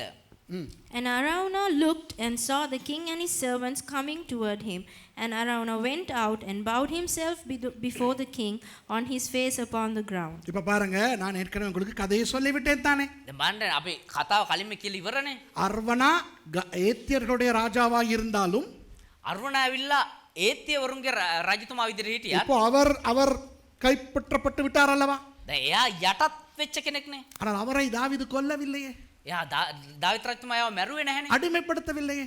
යටත් කරගත්තේ නැහනේ. ஆகவே அவர் தாவீதின் மேல் பயங்கர நம்பிக்கை வைத்திருக்கிறார், பயங்கர அன்பு வைத்து விட்டார். ඒ නිසා ඉතා විශාල ප්‍රේමයක් තියාගත්ත දාවිත් රජතුමා කියන මේ. தாவீதும் அவர் மனுஷர்களும் வருகிறதை கண்டவுடன் அர்வனா ஓடி போய் தரை மட்டும் குனிந்து தாவீதை வணங்குகிறார். வாவ். දැන් දාවිත් රජතුමාත් එයාගේ පිරිසත් එනවා දැකලා අරවුණා දුවලා ගිහිල්ලා ඔළුව පහත් කරලා බිමට නැමිලා එයාට ආචාර කරනවා. I told you, Araunah was the king of the Hittites, okay, the Jebusites, but he was defeated but not expelled or killed. So he loves David. When he saw David and his men, Araunah comes and he bows down in adoration to the king, okay. அப்போ தாவீது சொல்லுகிறார், දැන් දාවිත් රජතුමාට කියනවා 21வது வசனம், 21 වෙනි පදය. ராஜாவாகிய என் ஆண்டவன் தமது அடியானிடத்தில் வருகிற காரியம் என்ன என்று கேட்கிறார். මාගේ ස්වාමී රජුරුවනි තමාගේ මේකරව ළඟට ආවේ කුමක් පිණිසදයි ඇසුවේය. And Araunah said, Wherefore is my lord the king come to his servant? அதற்கு தாவீது, வாதை ஜனத்தை விட்டு நிறுத்தப்பட கர்த்தருக்கு ஒரு பலிபீடத்தை கட்டும்படிக்கு இந்த களத்தை உன் கையிலே கொள்ள வந்தேன் என்றான். වසංගතයේ සෙනගෙන් පහවෙන පිණිස ස්වාමීන් වහන්සේට පූජාසනයක් ගොඩ නැගීමට පාවර නුඹ මිලට ගැනීමටයි දාවිත් කීවේය. And David said, To buy the threshing floor of thee, to build an altar unto the Lord, that the plague may be stayed from the people. விளங்குதா உங்களுக்கு? තේරුණාද ඔබට? தாவீது என்ன சொல்லுகிறார்? දාවිත් මොනවද කියන්නේ? அர்வனாவே, අරවුණා நான் உங்களுடைய இந்த போரடிக்கும் களத்தை வாங்க வந்திருக்கிறேன். මම ඇවිල්ලා මේ ඔබ ධාන්‍ය මන්න ස්ථානයේ මිලට ගණ්ඩාවේ. ஏனென்றால் இங்கு ஒரு பலிபீடம் கட்ட சொல்லி ஆண்டவர் சொன்னார். ඒ කියනවා එතන එක පූජාසනයක් ගොඩනගන්න දෙවියන් වහන්සේ කිව්වා. Hey, listen to this very carefully, okay? David tells Araunah, I came to buy your threshing floor because God told me to erect an altar. இப்போ எனக்கு தலை சுத்துகிறது, யாரப்பா ஏனப்பா தாவீது இப்படி ஒரு நல்ல மனுஷனா இருக்கிறான்? දැන් මට කොළපාන ඔළුව කැරකෙන්න ගන්න ඇයි දාවිත් මෙච්චර යහපත් මිනිස්සෙක් විතර ඉන්නේ කියලා. தாவீது அர்வனாவை தோற்கடித்து இப்போ தாவீது தான் ராஜா. දැන් අරවුණව යටත් කරගෙන දැන් දාවිත් රජතුමා තමයි රජතුමා. தாவீதின் இரக்கத்தினால் அவர்களை வாழ அனுமதித்திருக்கிறார். දාවිත් රජතුමාගේ එක් අනුග්‍රහය නිසා මෙයාට මේ ජීවත් වෙන්න ඉඩ ඇරලා තියෙන්නේ. அப்போ தாவீது என்ன செய்திருக்க வேண்டும்? එවනම් දාවිත් මොනවද දැන් කරන්න ඕනේ? அர்வனா, අරුණා இந்த இடத்தில் நான் பலிபீடம் கட்ட போகிறேன். මේ ස්ථානයේ මම පූජාසනයක් හදන්න යනවා. உன்னுடைய பொருட்களை எல்லாம் எடுத்துக்கொண்டு நகர். මේ තියෙනව හැම නුඹේ බඩුවක්ම අයින් කරගනින්. You know, David should have told, hey, Araunah, I have come to build an altar here. So take your things and get out. சுரேஷா இருந்தா அப்படிதான் செய்வேன் இல்லையா? சுரேஷ் அதிபனா එහෙම තමයි කරන්නේ. வணங்குதா? இப்ப யோசிக்க, கர்த்தர் எனக்கு දෙවියන් වහන්සේ මට நான் பிடிச்ச ஒரு இடத்துல எதையாவது செய்யணும் சொன்னா මම අල්ලගත්ත තැන මොනවා හරි මට කරන්න කිව්වනම් அந்த இடத்துல அந்நியன் இருந்தா என்ன செய்வேன்? ඒ ස්ථානයේ අන්‍ය ජාතින් දින මොනවද කරන්නේ? Excuse me, போறீங்களா? Excuse me. යනවාද පාඩුවේ? போங்க. යන්න. ஏன் பாஸ்டர்? ඇයි පාස්ටර්? ஏன்? ஏன்? ஏண்ட இடம், මේක මගේ තැන. எனக்கு வேலை இருக்கு, මට වැඩ දිනවා. நான் சர்ச் கட்டணும். මම මෙතන සභාවක් හදන්න යන්නේ. போ. යන්න. If it was me, I would have gone and told, hey, pack your bags and get out. I need the place. Why, Pastor Suresh? Don't ask, don't talk. This is my place. Get out. I'm going to build an altar. நீங்களா வந்து அப்படி தானே செய்வீங்க? ඔබ වුණත් එහෙමනේ කරන්නේ. ஆமாவா இல்லையா? நான் வந்து அப்படி தான் செய்வேன். எத்தனை பேர் அப்படி செய்வீங்க? මම වුණා නම් එහෙම තමයි කරන්න කියලා කී දෙනෙක් කියනවාද? அதனால தான் நம்ம எல்லாம் நாசமா போறோம். நானும் சேர்த்து தான். ඒ නිසා තමයි විනාශ වෙලා යන්නේ. You know, if that was I would have behaved like that. That's why I'm like this and David is blessed. அதனால தான் தாவீது ஆசீர்வதிக்கப்படுகிறார். ඒ නිසා තමයි දාවිත් රත්නම ආශිර්වාද ලැබුවේ. இவர் பிடித்து இவருடையது ஐயா. ஐயோ මේ දැන් එයා අල්ලගත්ත එයාගේ තැන මේ. உங்களுக்கு விளங்குதா? இவருடையது. මේක එයාගේ. ஆனா என்ன சொல்லுகிறார்? හැබැයි මොනවද කියන්නේ? நான் வாங்க வந்திருக்கிறேன். මම මිලේට ගන්න ඇවිත් ඉන්නේ. This belongs to David because he has conquered the area. You need to know the history to understand the background. It lawfully belongs to David. உங்களுக்கு ஒழுங்காய் பின்னணி தெரிந்தால் தான் இந்த கதை புரியும். මේ කතාවේ පසුබිම හරියට දැනගත්තම තමයි ඔබට මේ කතාව තේරෙන්නේ. தாவீது பிடித்து விட்டார். இது தாவீதினுடையது. මේ දාවිත් අල්ලගත්ත තැන මේක දාවිත්ගේ තැන. This belongs to David lawfully. But he says, I want to buy this place. My goodness. இந்த இடத்தை நான் வாங்க வந்திருக்கிறேன். මේ ස්ථානෙම මිලදී ගණ්ඩාවේ. அர்வனாவுக்கு எப்படி இருந்திருக்கும்? අරවුනට එක් කොහමද එන්නේ? ஆவி ஆத்மா சொல்றோம் இடம் மாறி இருக்குமா இல்லையா? ආත්මේ ප්‍රාණේ ශරීරේ තන් මාරු වෙන්නද? Aravna got upset. Look what he says. அவர் என்ன சொல்கிறார் தெரியுமா? එයා මොනවද දන්නවද කියන්නේ? 32வது வசனம் 22வது வசனம். அர்வனா தாவீதை பார்த்து, ராஜாவாகிய என் ஆண்டவன் இதை வாங்கிக் கொண்டுனா காசுக்கு இல்ல, சும்மா தம்முடைய பார்வைக்கு நலமானபடி பலியிடுவாராக. இதோ தகன பலிக்கு மாடுகளும் விறகுக்கு போரடிக்கிற உருளைகளும் மாடுகளின் நுகத்தடிகளும் இங்கே இருக்கிறது என்று சொல்லி අරවුනාද මාගේ ස්වාමීන් රජුරුව තමන්ට හොඳව පෙන්න දෙයක් රැගෙන පූජා කෙරෙත්වා. මෙන්න දවන පූජාවට ගවයෝ සිටිති. දරමන්න පිණිස යන්ත්‍රද ගවයන්ගේ වියගස්ද තිබේ. රජුරණි අරවුනා මේ සියල්ල රජුරවන්ට දෙන්නේ යයි දාවිත්ට කීවේය. And Araunah said unto David, Let my lord the king take and offer up what seemeth good unto him. Behold, here be oxen for burnt off sacrifice, and threshing instruments and other instruments of the oxen for wood.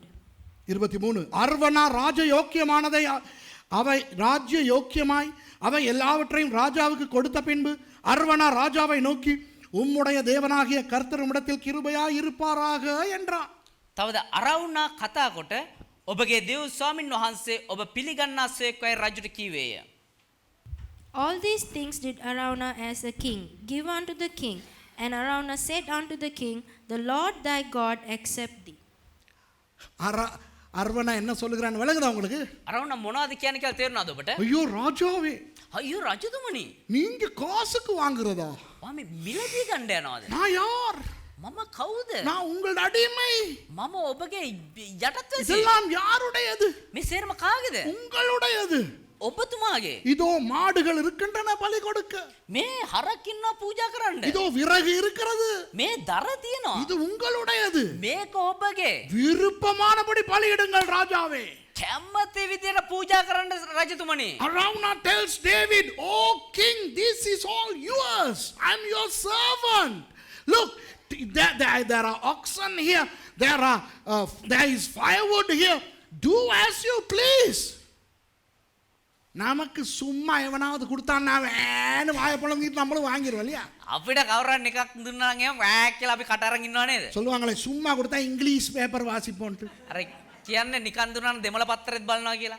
You know, if somebody gives us something free, we will open our jaw and grab it, right? And this fellow is giving David everything free. Actually, he doesn't need to, but David doesn't need to. But look what David says. தாவீது என்ன சொல்லுகிறார்னு பாப்போமா? දාවිත් රජතුමා මොනවද කියන්න බලමුද? I like it in English. ஏன்னா அப்படி ஹீப்ரூல இருக்கிற மாதிரி இங்கிலீஷ்ல இருக்குது. How does David respond? The first word. And the king said unto Araunah, Nay. That's all I want. என்ன தெரியுமா சொல்றார்? கிங் ஜேம்ஸ்ல நே, மத்த இங்கிலீஷ்ல நோ, சிங்களத்துல நே. கண்டிப்பா தமிழ்ல இல்ல.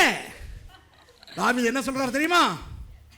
ஹீப்ரூல என்ன சொல்றார் தெரியுமா? දාවිත් රජතුමා හේබ්‍රු භාෂාවෙන් මොනවද දන්නවද කියලා තියෙන්නේ? ஹீப்ரூ பைபிள் எப்படி தெரியுமா இருக்குது?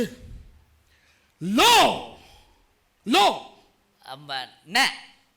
හේබ්‍රු භාෂාවෙන් ලෝ.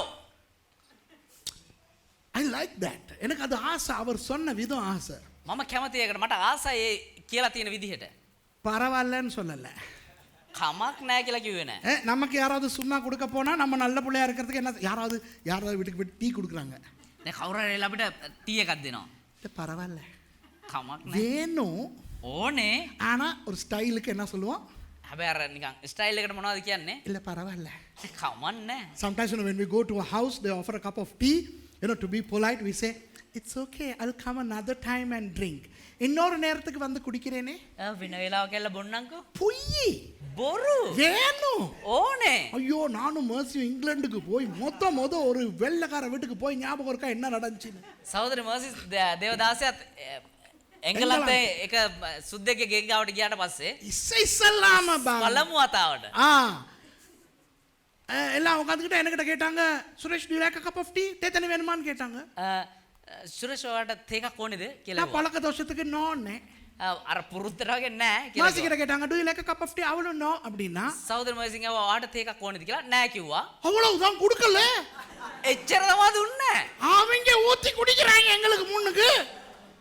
ඒගොල්ලෝ වක් කරගෙන පිව අපිට දුන්නේ නෑ. எனக்கு எச்செச்சா முழுங்குது.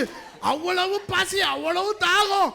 நான் மர்சியை பார்க்குறேன், மர்சி என்னைய பார்க்குறேன், திருப்பி கேட்கலையே, கேட்கணுமே. දැන් ඉන්න බෑ බඩගිනිය පෙරේතකම මේ තේකට. හැබැයි ඉල්ලන්න බෑ. First time when Mercy and I went to a house in Winsford in England, they asked us, do you like a cup of tea? We said no, and they didn't give us. They started making the cups of tea and they drank and they didn't give us. நம்ம ஆளுங்க அப்படி இல்லையே, நம்ம போய்க்கு இல்லைன்னு சொல்லணும். அப்போ அவங்க இல்லை குடிங்க, இல்லை பரவாயில்லங்கணும், இல்லை குடிங்க, அப்போ பரவாயில்ல தாங்க. අපේ මිනිස්සු එහෙම නෙවෙයිනේ. තේකක් බොමුද කියලා නෑ එපා කියනවා. නෑ තේකක් බොමු කියලා බල කරන ඊට කමන්න නෑ කියනවා. එහෙනම් ඉන්නෝ කියලා තේකක් දෙනවා. தமிழனும் சிங்களவனும் දෙමළ සිංහල අයත් தேத்தனி வேணுமா சாப்பாடு வேணுமா கேட்கும்போது வேணாங்கிறான் தானே. வேணுங்கிறதான் வேணாங்கிறான்.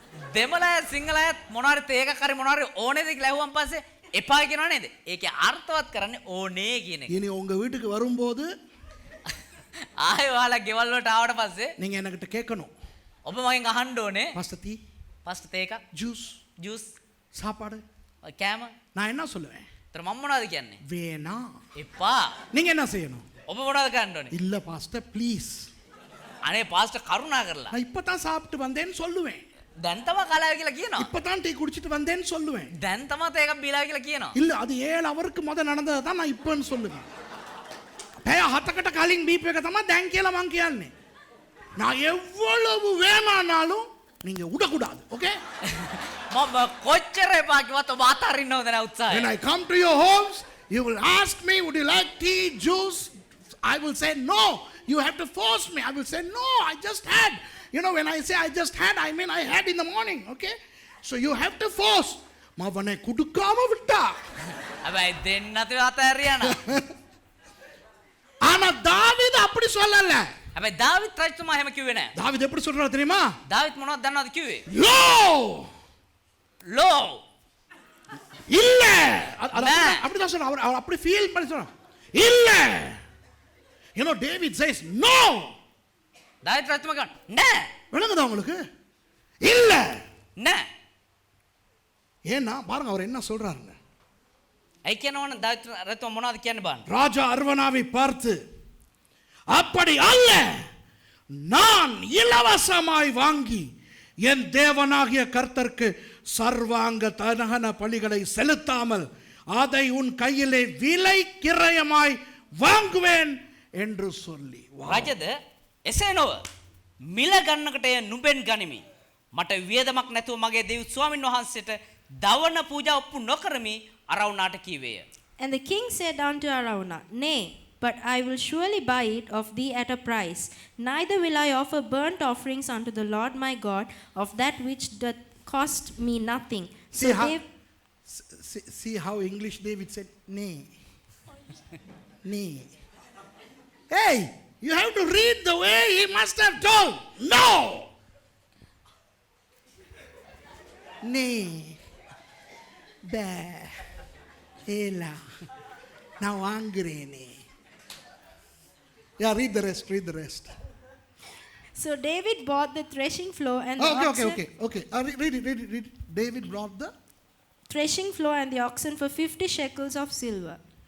ஓகே, அந்த இடத்துல பார்க்கிறோம் ස්ථානයේ බැලුව හැකි. தாவீது அந்த களத்தையும் மாடுகளையும் 50 சேக்கல் நிறை வெள்ளிக்கு கொண்டான். කියවන්න. එසේ දාවිත් පාවරද ගවයන්ද රිදි ෂෙකල් 50කට ගත්තේය. 1 நாளாகமம் 21:25 பாருங்கள். එක ලේකම් 21 වෙනි පරිච්ඡේද 25 වෙනි පදය බලන්න. Turn to 1 Chronicles 21 verse 25. தாவீது அந்த நிலத்துக்கு 600 சேக்கல் நிறை பொன்னை ஓர்னானுக்கு கொடுத்தான்.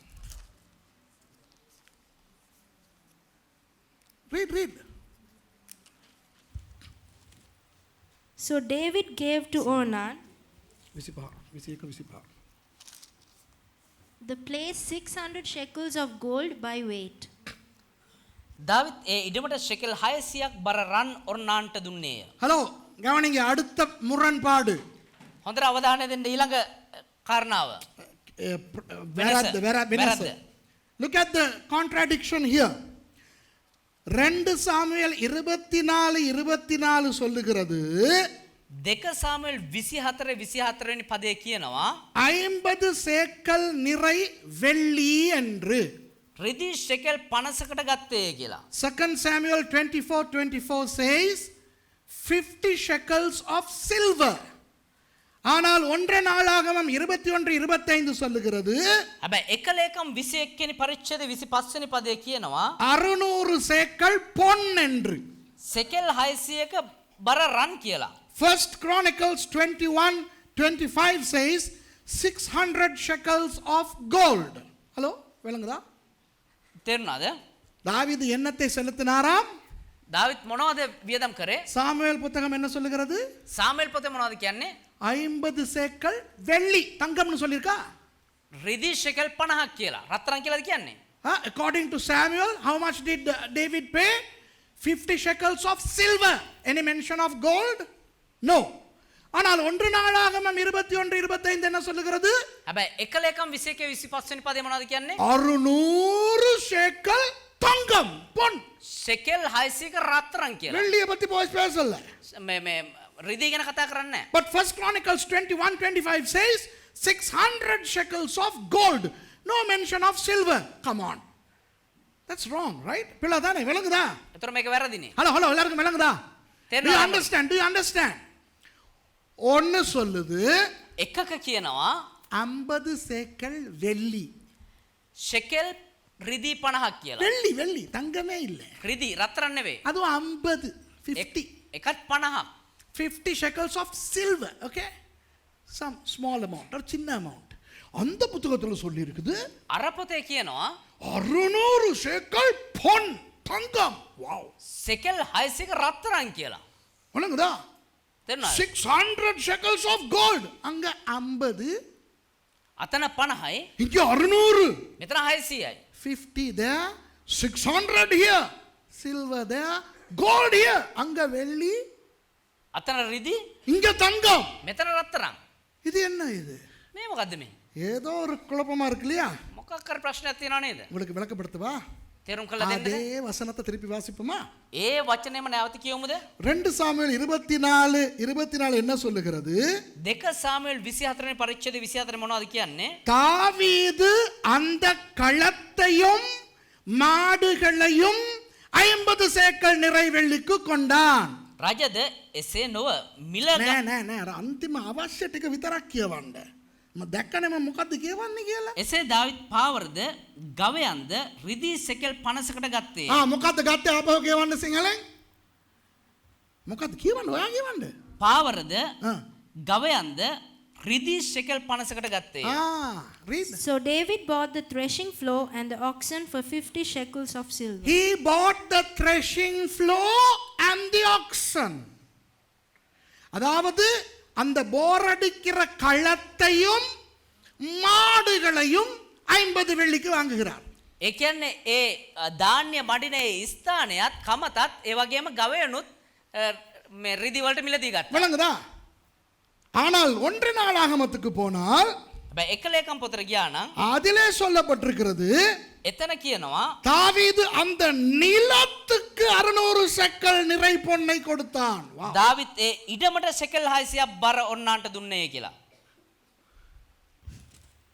So David gave to Ornan for the place 600 shekels of gold by weight. For the place. What is that place? The entire Mount Moriah. அந்த மோரியா மலை அந்த முழு நிலத்தையும் வாங்கினார் தாவீது. ඒ මොරියා කන්දේ මුළු ඉඩමම දාවිත් රජතුමා මිලදී ගත්තා. இப்ப சொல்லவா உங்களுக்கு என்ன நடந்தது என்று? දැන් කියන්නද අපට මොනවද සිද්ධ වුනේ කියලා? தாவீது දාවිත් රජතුමා அந்த முழு நிலத்தையும் ඒ මුළු ඉඩමමත් அவர் 600 சேக்கல் தங்கத்துக்கு வாங்குகிறார். வாவ். රන් ෂෙකල් 600කට මිලදී ගත්තා. இன்றைய விலைக்கு அது எவ்வளவு தெரியுமா? අද මිල ගණන් අනුව ඒක කොච්චරක් වෙනවද දන්නවද? இலங்கை ரூபாயின்படி சொல்லவா? இலங்கை ரூபாய். ஓகே. ලංකාවේ රුපියල් වලින් කියන්නද? 10 கோடியே 50 லட்சம் ரூபாய். 10 கோடி 50 ලක්ෂයක් ගෙව්වා ඒ ඉඩමට.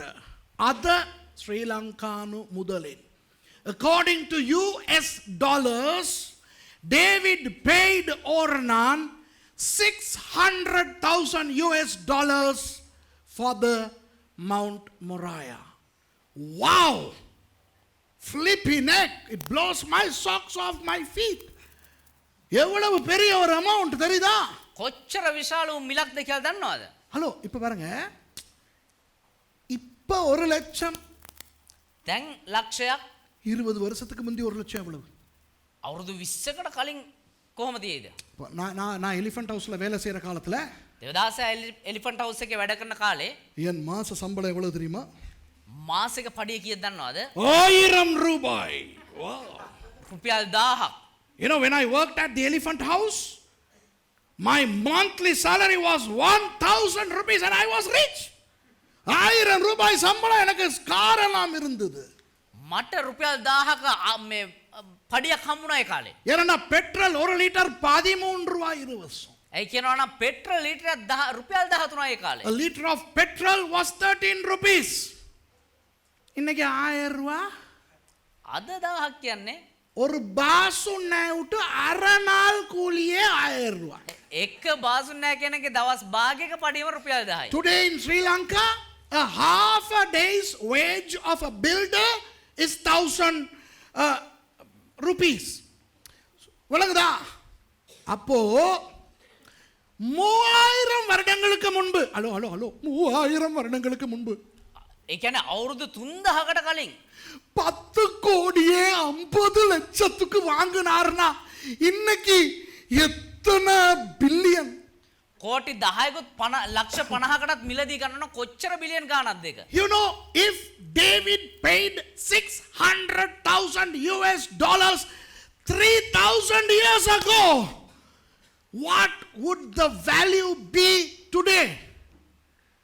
இந்த மூஞ்சிகளையும் முகரக்கட்டைகளையும் பார்க்க எதையாவது தூக்கி இந்த பாராளுமன்றத்தில் நடக்கிற மாதிரி அடிச்சு வீசன மாதிரி தோணுதுடி. கியாப்பா මේ මූණ දකිද්දී අර පාර්ලිමේන්තුවේ වගේ මොනවාරයකින් දවලා ගන්න හිතෙනවා. முந்தா நாள் பாராளுமன்றத்தில் கிறிஸ்தவ அமைச்சர் ஜான்ஸ்டன் என்ன செஞ்சாரு? ஜான்சன்னே දවස් 3කට කලින් මේ කිතුණු අමාත්‍ය ජොන්ස්ටන් මොනවද කරේ දන්නවද? பைபிளை தூக்கி அடிச்சாரு. பாருங்க, ரேடியோல இருக்கு. බයිබලේ උස්සලා ගහනවා. You know, in our parliament 2 days ago, the Minister of Christian Affairs, he took the Bible and threw at others. மத்தவனுக்கு பைபிள் கிடைக்காம மிளகா தூள் அடிச்சாங்க. අනිත් කෙනාට බයිබලය අහුන්නේ නැති නිසා මිනිස්සු කුඩු වලින් ගැව්වා. இல்ல பாருங்க, அங்க சண்டை பிடிக்கும் போது நாக்காளியை தூக்கி அடிச்சாங்க பாராளுமன்றத்துல. පාර්ලිමේන්තුවේ ඇවිල්ලා රණ්ඩු වෙද්දී පුටු අරගෙන ගියා පුටු ගියා. In our parliament, you know, they grabbed the chair and threw at each other, and they even threw chili powder. கொச்சுக்கா தூள் அடிச்சாங்க. මිනිස් කුඩු ගැව්වා. நம்மால் பார்த்தாரு. අපේ එක්කෙනා වැඩුවා. இருபுறமும் கருக்குள்ள பட்டயம். මේක දෙපැත්ත කැපෙන කඩුවක්. பட்டயத்தால் அடிச்சாரு. කඩුවෙන් ගැව්වා. அதுக்கு நம்ம திட்டலாமா? ඒක අපේ කට්ටියන්ට මේ பனிண்ட புழுவாங்க. අනින්න පුළුවන්ද? You know, Everybody threw things at each other, and our man took the double-edged sword. And he threw the sword. So don't scold them, right? நம்மட பாராளுமன்ற கிறிஸ்தவ அமைச்சர் பைபிளுக்கு ஏற்ற மாதிரி வேலை செய்யணும். අපේ පාර්ලිමේන්තුවේ කිතුණු අමාත්‍යවරයා බයිබලයේ විදිහට වැඩ කරන්නේ. இப்ப இந்த பட்டயத்தை தூக்கி எதையாவது தூக்கி வீசி அடிக்கணும் மாதிரி தோணுது. දැන් මේ කඩුවෙන් අර එහෙම නැත්නම් මොනවා හරි අරගෙන විසිකලා ගහන්න දෙනවා. ஒரு பயங்கர விஷயத்தை சொல்றேன்ப்பா நான். විශාල රහසක් මේ කියන්නේ. I am unveiling a very deep truth, and wait a minute, wait till something that you are going to hear, right? இன்னொரு விஷயம் நான் உங்களுக்கு சொல்ல போறேன். அப்போ நான் சொல்லும்போது 3000 வருஷத்துக்கு முந்தி 10 கோடி 50 லட்சம்னா இப்ப எவ்வளவுனா எல்லாரும் என்ன செய்யணும் அப்படியே வாய பொளக்க நம்மால்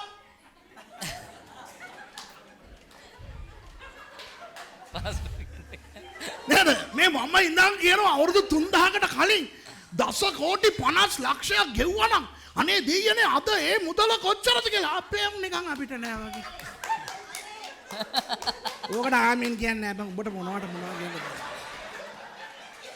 මගේ අම්මෝ කියන්න ඕනේ. ඕකට අම්මා නෙමෙයි කියන්නේ මගේ අම්මෝ. එතකොට இந்த தெய்வமே அது வரணும் நம்ம அகலுக்கு அனக்கையில் 12-20 ஆச்சு எப்போ முடிப்பீங்கிற மாதிரி இருக்கு. අපේ වෙනස 12-23 තමයි ඉවර නැහැ. When I say 3,000 years ago the fellow paid $600,000, and imagine how valuable would it be in today's money. Everybody should, this is a jaw-dropping fact, but people are like, so what?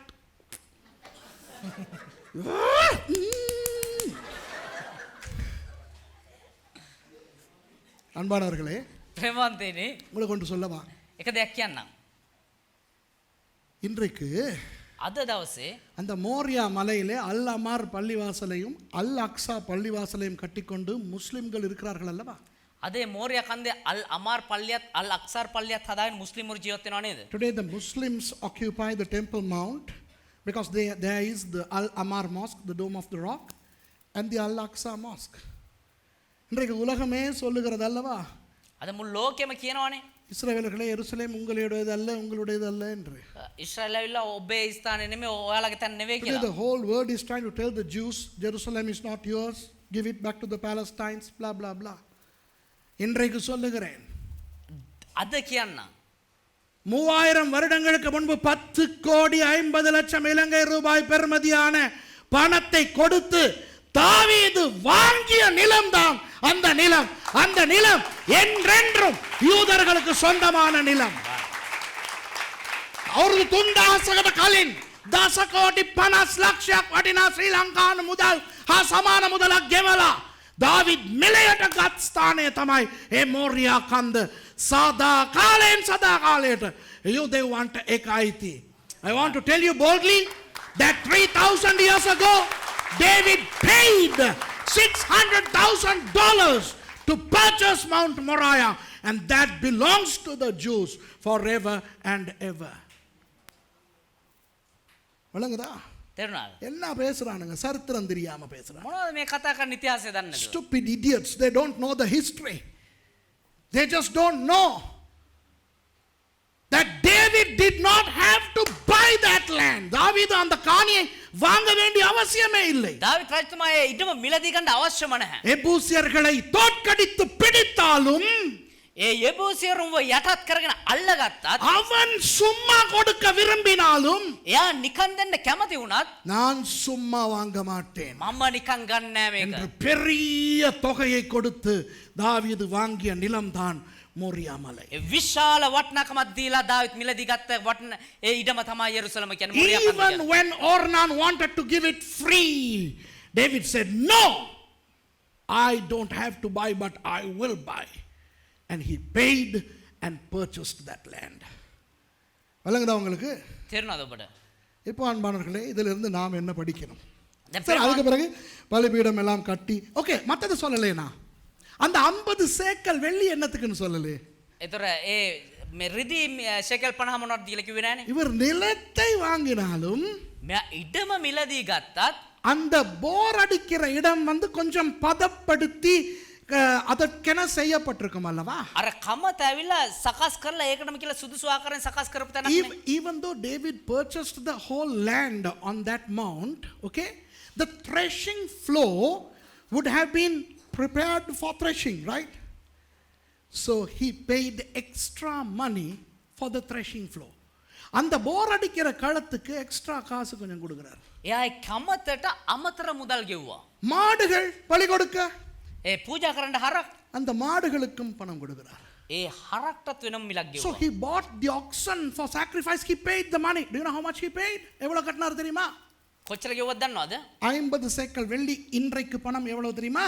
රිදී ෂෙකල් 50ක් අද කොච්චරද දන්නවද? Do you want to know how much was 50 shekels of silver in today's money? $1,000. 1,75,000 இலங்கை ரூபாய்கள். 1,75,000.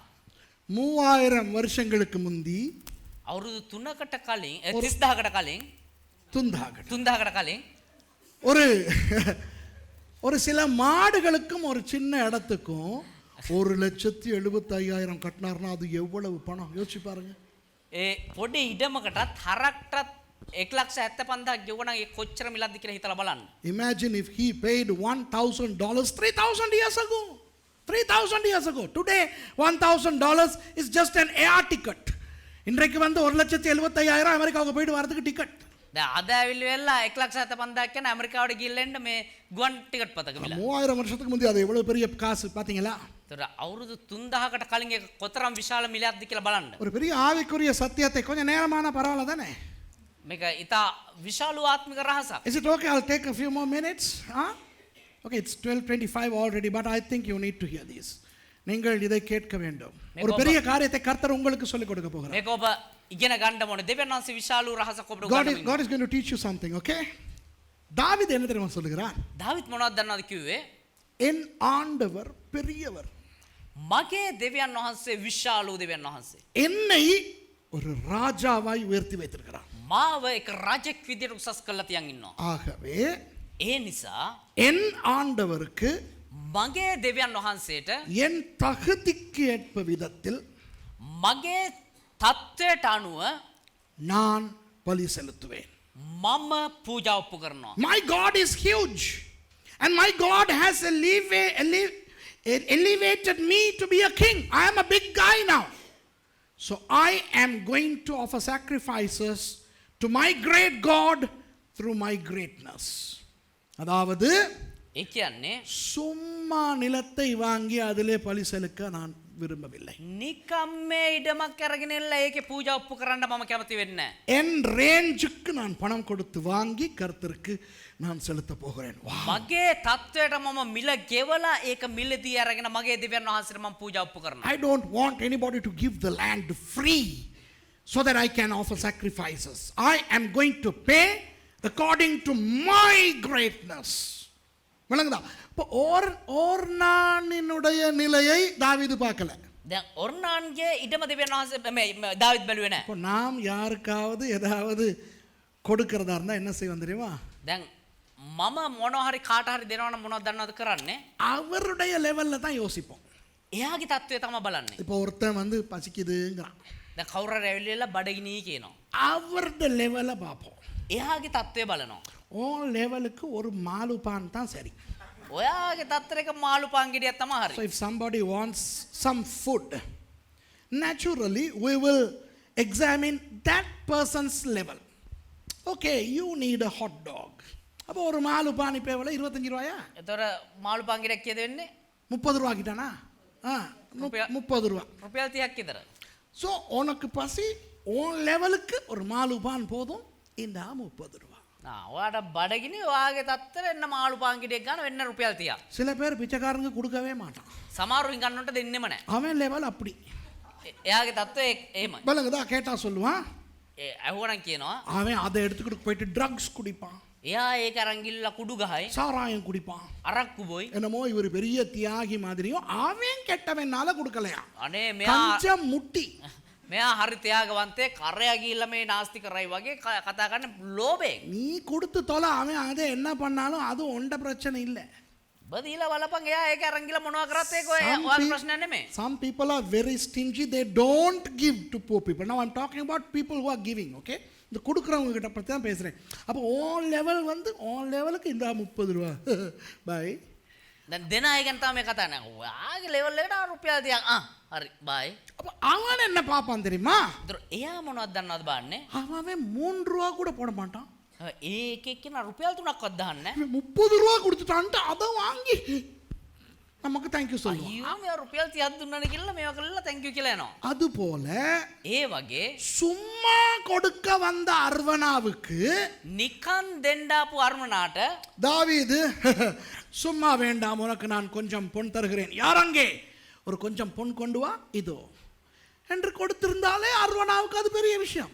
නිකන් දෙන්න කිව්ව අරුණාට නිකන් මං ගන්න කවුද ඉන්නේ ඔය ගෙන්න රිදී ටිකක් කියලා රිදී චුට්ටක් දුන්නා ඒකත් විශාල දෙයක් ඒ අරවුණාට. So when Arauna was willing to give it free, David could give him some little nitty bitty and pleased Arauna.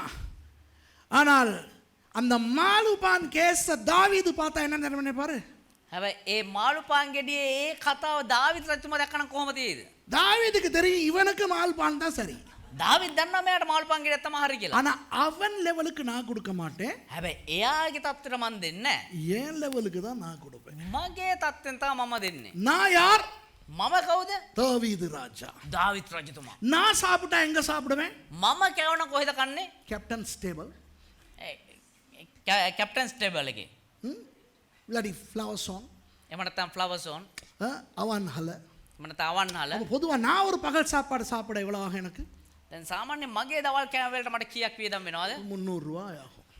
300ක් විතර. அப்ப தாவீது 300 ரூபாய் கொடுப்பார். එහෙමනම් දාවිත් රජතුමා රුපියල් 300ක් දෙයි. வணக்கம்டா. David would measure the need according to his need. If I am hungry, how much would I spend? I would spend about $300. So David would give 300. விளங்குதா உங்களுக்கு? තේරෙනවද ඔබට? ஹலோ விளங்குதா எல்லாருக்கும்? තේරෙනවද? இப்போ நானும் தாவீதும் போறோம். දැන් මමයි දාවිදුයි යනවා. பிச்சைக்காரன் இருக்கிறான். හිඟන්නෙක් ඉන්නවා. நான் எவ்வளவு கொடுக்க போறேன்? මම කීයක් දෙන්න යන්නේ? 30 ரூபாய். රුපියල් 30ක්. ஏன்னா அதுவே அவனுக்கு பெருசு. ඒ කියනවනේ ඒකම යාට ලොකු දෙයක්. அப்ப அந்த 30 ரூபால நான் பெரிய பெருமை. ඒතකොට රුපියල් 30ක් දෙන්න මම හරි දැන් ආඩම්බරයි. ஏன்னா மத்தவெல்லாம் 3 ரூபா 2 ரூபா போடுறான். ඒ කියනවනේ අනිත් අය රුපියල් 2ක් 3ක් දාන්නේ. நான் 30 ரூபா போட்டுட்டு தாவீத சும்மா பெருமையா பாப்பேன். මම රුපියල් 30ක් දාලි වෙලා දාවිත්තුමා දිහා එන්න ආඩම්බර කරමින් බලනවා. ஆனா தாவீது எப்படி கொடுப்பாரு தெரியுமா? හැබැයි දාවිත් කොහොමද දන්නවද දෙන්නේ? 300 ரூபா கொடுப்பாரு. රුපියල් 300ක් දෙනවා. நான் என்ன தெரியுமா சொல்லுவேன் தாவீதுக்கு? මම මොනවද දන්නවද දාවිත් කියන්නේ? அட மடையா. ඒ මෝඩයා. 300 ரூபா கொடுத்தா அவன் சிகரெட் குடிப்பான். 300ක් දුන්නා නේ මේ සිගරට් බොයි. தாவீது என்ன தெரியுமா சொல்லுவாரு? දාවිත් මොනවද දන්නවද කියන්නේ? அத பத்தி எந்த பிரச்சனை இல்ல. ඒක ගැන මට ප්‍රශ්නයක් නැහැ. கொடுக்கிறது ஏன் லெவல்ல தான் நான் கொடுப்பேன். මගේ தත්තට හරියන්න තමයි මම දෙන්නේ. ஏனென்றால் என்னை ஆண்டவர் அந்த லெவலுக்கு கொண்டு வந்திருக்கிறார். ඇයි කියනවනේ දෙවියන් වහන්සේ මාව ඒ தත්තට ගෙනල්ලා තියෙනවා. விளங்குதா உங்களுக்கு? තේරෙනවද ඔබට? So if David and I go and we see the same beggar, I would give the beggar $30 because for me that's a big money. It's going to feed him. But David is going to give him $300 and I'm going to tell David, you're a fool because he's going to smoke with that money because you have given him too much. But David would say, I don't care. My level is the level of a king. I will give according to my level. I will not give according to his level. Wow. புதிய ஏற்பாட்டிலே ஒரு வசனம். අලුත් කිව්ස්මේ එක පදයක්. மத்தேயு 7:2 வாசிக்க வேண்டாம். வாசிப்போமா? மத்தேயு 7:2. මතෙව් 7 දෙවෙනි පදය.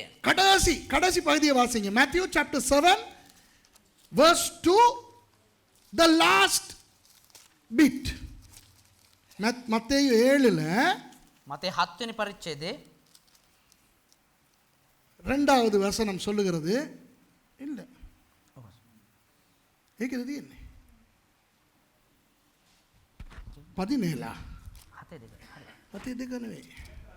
ஆமா அதுதான் எங்க? යම් මිම්මකින් නුඹලා මොකේද? 7 இது මේ දෙමළෙන් නෑ නේක. ரைட். நீங்கள் மற்றவர்களுக்கு அழைக்கிற அளவின்படியே உங்களுக்கும் அளக்கப்படும். යම් මිම්මකින් නුඹලා මැන දෙන්නේවද එයින්ම නුඹලාටත් මැන දෙනු ලබන්නේය. And with what measure ye meet, it shall be measured to you again. Hello நல்லா கவனிங்க හොඳට අවධානය දෙන්න. இது ஆண்டவர் உங்களோட பேசணும் இப்ப நான் சொல்றது. දැන් කියන දේ තුල දෙවියන් වහන්සේ ඔබට කතා Now කරනවා. listen to this carefully. Okay, now God must speak to you like this, through this. இப்ப தாவீது நானும் போறேன் தானே, දැන් දාවිදුයි මමයි යනවනේ. பிச்சைக்காரனை பார்த்துட்டு வந்தானே. හිඟන්න එක්ක දැක්කනේ. இப்ப நான் எந்த அளவுல அளக்குறேன்? දැන් මම මොන ප්‍රමාණයෙන්ද මනින්නේ? Now David and I are going to the beggar. Okay, now I am going to give the beggar, and what's the measurement that I am using? His measurement. அவனுடைய அளவு. මම ඉන්නේ එයාගේ தত্ত্বය. அவன்ட லெவல் தான் எந்த அளவு. ஹலோ விளங்குதா? එයාගේ தত্ত্বය තමයි මගේ මිම්ම. அப்ப அவனுக்கு 30 ரூபா கொடுத்தா போதும், அவன்ட லெவலுக்கு அது போதும். එහෙමනම් එයාගේ தত্ত্වයට රුපියල් 30ක් දුන්නා නම් ඇති. அப்ப நான் அவனுக்கு அவன்ட லெவலுக்கு கொடுக்கிறேன். එහෙමනම් මම එයාගේ தত্ত্වයෙන් එයාට දෙනවා. So I measure his need based on him. So he needs $30 for the hot dog. So I give $30. இப்ப எந்த அளவில் அளக்கிறனோ அதுதானே எனக்கு அளக்கப்படும். එතකොට මොන මිම්මෙන්ද මම මයින්නේ? ඒ මිම්මෙන් මාව මනින්නේ. இப்ப ஆண்டவர் எனக்கு ஆசீர்வதிக்க போறார். එතකොට දෙවියන් වහන්සේ මට ආශිර්වාද ගන්න යනවා. எந்த அளவில் அளப்பார்? මොන මිම්මෙන්ද මයින්නේ? உனக்கு எவ்வளவு தேவையோ அதை தான் நான் தருவேன். උඹට කොච්චරද ඕනේ? ඒක තමයි මම දෙන්නේ. சரிதானே? அவனுக்கு எவ்வளவு தேவையோ அவ்வளவு தான் நான் கொடுத்தேன். හරිනේ. එයාට කොච්චරද ඕනේ උනේ? ඒ ප්‍රමාණය මම அது போல දුන්නේ. சுரேஷுக்கு எவ்வளவு தேவை அவ்வளவு தான் கிடைக்கும். ඒ වගේ මහේෂ්ට කොච්චරද ඕනේ? ඒ ප්‍රමාණය තමයි ලැබෙන්නේ. கிடைக்கும். හම්බෙනවා. நல்லா இருப்பேன், நல்லா இருப்பேன். හොඳට ඉන්නවා. ஆண்டவர் தன் வாக்கை மாற மாட்டார். දෙවියන් වහන්සේ තමුන්ගේ වචන වෙනස් කරන්නේ නැහැ. So when I measured him according to his need, God will measure me according to my need, and he will meet my need. Okay? இப்ப தாவீது வராரு. දැන් දාවිත් වෙනවා. தாவீது எதை வச்சு அளக்குறாரு? දාවිත් මොකක්ද තියලාද මනින්නේ? அவனை வச்சல்ல, එයාව තියලා නෙවෙයි. தன்னை வச்சு. තමන්ව තියලා. ஏன் லெவல் என்ன? මගේ தত্ত্වය මොකක්ද? நான் ராஜா, මම රජතුමා. நான் தாவீது, මම දාවිත්. நான் 30 ரூபா கொடுக்க மாட்டேன். මම රුපියල් 30ක් දෙන්නේ நான் නැහැ. ஏன் லெவல்ல நான் 300 கொடுப்பேன். මම මගේ தত্ত্වෙන් රුපියල් 300ක් දෙනවා. So David comes and David says, I'm going to measure through my scale. I'm a big guy, I'm a king. So I'm going to give him 300, not 30. இப்ப ஆண்டவர் தாவீதுக்கு எப்படி ஆசீர்வதிப்பாரு? දැන් ඒතකොට දෙවියන් වහන්සේ දාවිත්ට කොහොමද ආශිර්වාද කරන්නේ? தாவீது லெவல்ல அளக்க மாட்டாரு. දාවිත්ගේ මට්ටමේ මනින්නේ නැහැ. தண்ட லெவல்ல மனப்பார். நான் என் லெவல்ல தான் இவனை ஆசீர்வதிப்பேன். මගේ தත්ත්වෙන් බලන්න ඕනේ මම එහෙම තමයි දෙවියන් වහන්සේ හිතලා මෙයා ආශිර්වාද வணங்குதா? කරන්නේ. நான் யார்? මම කවුද?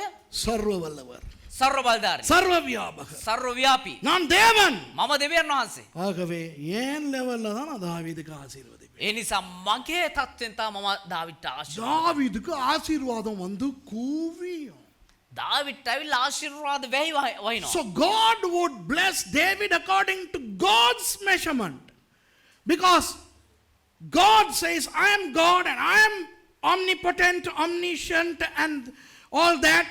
So he will bless David over and abundantly. தாவீது දාවිත් அந்த பிச்சைக்காரனுக்கு 300 கொடுத்த போது அவனுக்கு என்ன ஆச்சு? ඒ රුපියල් 300 හිඟන්නට දුන්නාන් පස්සේ එයාට මොකද උනේ? ஐயோ ஐயோ ஐயோ 300 எனக்கு இது கூட, எனக்கு 30 போதும். ஐயோ கூட கிடைச்சிருச்சே இல்லையா? අයියෝ අයියෝ අයියෝ රුපියල් 300 මට අයියෝ මට වැඩිපුර හම්බුණා. அதே தான் தாவீதுக்கு ஆசீர்வாதம் வரும்போது, ஐயோ ஆண்டவர் இப்படி கொட்டுறாரே ஆசீர்வாதம், தாவீது ஷாக் ஆகும். ඒක තමයි දාවිත් රජතුමාටත් වෙන්නේ. දාවිත් ආශිර්වාද අයියෝ දෙවියන් වහන්සේ මෙච්චර දුන්නානේ. எந்த அளவில் நீங்கள் அளக்கிறீர்களோ அந்த அளவில் தான் உங்களுக்கு அளக்கப்படும். வணங்குதா? මොන මිම්මෙන්ද ඔබ මනින්න යන්නේ? ඒ මිම්මෙන් තමයි ඔබ මනින්න ලබන්නේ. When David gives 300 to the beggar is overwhelmed because he needs only 30. Okay? On the same token, when God blesses David is overwhelmed. இதனால தான் ஐயா தாவீது கண்ட மாதிரி ஆசீர்வதிக்கப்பட்ட. அடுத்த வாசனம் சும்மா பாப்பமா. මේ නිසා තමයි දාවිත් මහත් විශාල වූ භයානක විදිහට ආශිර්වාද ලැබුවේ. பிரசங்கத்துக்கு தேவையில்லை. ஓகே, 22வது அதிகாரத்தை நீங்க வாசிச்சு பார்த்தா 22 වෙනි පරිච්ඡේදය කියලා බැලුවා නම් එකලේකම් පොතේ நீங்கள் பார்த்தால் என்ன தெரியுமா நடக்கிறது? சிரியா நாட்டில் உள்ளவர்கள், சிரியா සිරියා லெபனான் நாட்டில் உள்ளவர்கள் ලෙබනන් රටේ අය தாவீதுக்கு பரிசுகளை அனுப்புகிறார்கள். දාවිත් රජතුමාට තෑගි වෙනවා. நீங்கள் வாசித்து பார்த்தால் உங்களுக்கு தெரியும். When you read next, you will see that people in the king of Syria, the king of Lebanon, blessing David. அன்பானவர்களே, ප්‍රේමවන්තයිනි ரெண்டு காரியம் கர்த்தர் உங்களுக்கு இன்றைக்கு கற்றுக் கொடுக்கிறார். කාරණා දෙකක් දෙවියන් වහන්සේ අද දවසේ ඔබට මේ විස්තර කරලා දෙනවා. முதலாவது, පළවෙනි කාරණාව ஆண்டவரை ஆராதிக்கும் போது දෙවියන් වහන්සේව নমස්කාර කරද්දී நீங்கள் செலவழித்து ஆண்டவரை ஆராதிக்க வேண்டும். ඔබ වියදම් කරලා දෙවියන් වහන්සේව নমස්කාර කළ යුතුයි. Two things God is teaching you. When you serve the Lord, when you worship the Lord, you have to spend. என்னத்தை செலவழிச்சு? මොනවා වියදම් කළාද? பணம் மாத்திரமல்ல, பணமும் செலவழிக்கணும். මුදලුත් වියදම් කරන්න ඕනේ. මුදල් විතරක් නෙවෙයි. நேரத்தை செலவழிக்க வேண்டும். වෙලාව වියදම් කරන්න ඕනේ. அதாவது எங்களுக்கு எங்கள் பக்கத்திலே ஏதாவது ஒரு செலவு, பணமா இருக்கலாம், நேரமா இருக்கலாம், சிரமமா இருக்கலாம், நாம் எதையாவது செலவழித்து தான் ஆண்டவரை ஆராதிக்க வேண்டும். இதுதான் தாவீதிலிருந்து நாம் படிக்கிற முதல் பாடம். ඒ කියන්නේ අපේ පැත්තෙන් අපි මොනවද වියදම් කරන්න තියාගෙන ඉන්නේ? අපේ වෙලාව වෙන්න පුළුවන්, අපේ මුදල් වෙන්න පුළුවන්, අපේ තත්ත්වය වෙන්න පුළුවන්. මොනවා හරි අපේ පැත්තෙන් අපි වියදම් කරන දෙවියන් වහන්සේ වෙනුවෙන් වියදම් කළ It යුතුයි. could be our money, it could be our time, it could be our effort. We have to spend to worship the Lord. Do you understand? விளங்குதா? තේරුණාද? அதனால தான் சும்மா காலுக்கு மேலே காலில் போட்டு கட்டில் இருந்துக்கிட்டு ஆண்டவர் ஆராதிச்சா அதில் ஒரு பிரயோஜனமும் இல்லை. ඒ නිසා තමයි ඇඳට වෙල්ලා කකුලක් උඩ කකුලක් දාගෙන නිකන් ජොලිය මේ සැපට දෙවියන් වහන්සේ නමස්කාර කරන එක කිසි ප්‍රයෝජනයක් නැහැ.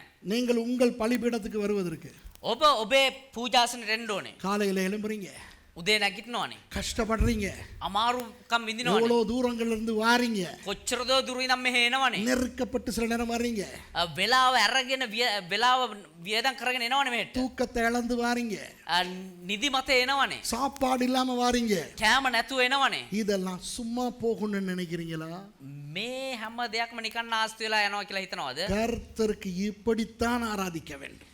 දෙවියන් වහන්සේට මෙහෙම තමා නමස්කාර You are කරන්න. coming to your altar with a lot of trouble. You get up early in the morning and you come with a lot of tired, you spend a lot of your energy, your money and your physical strength.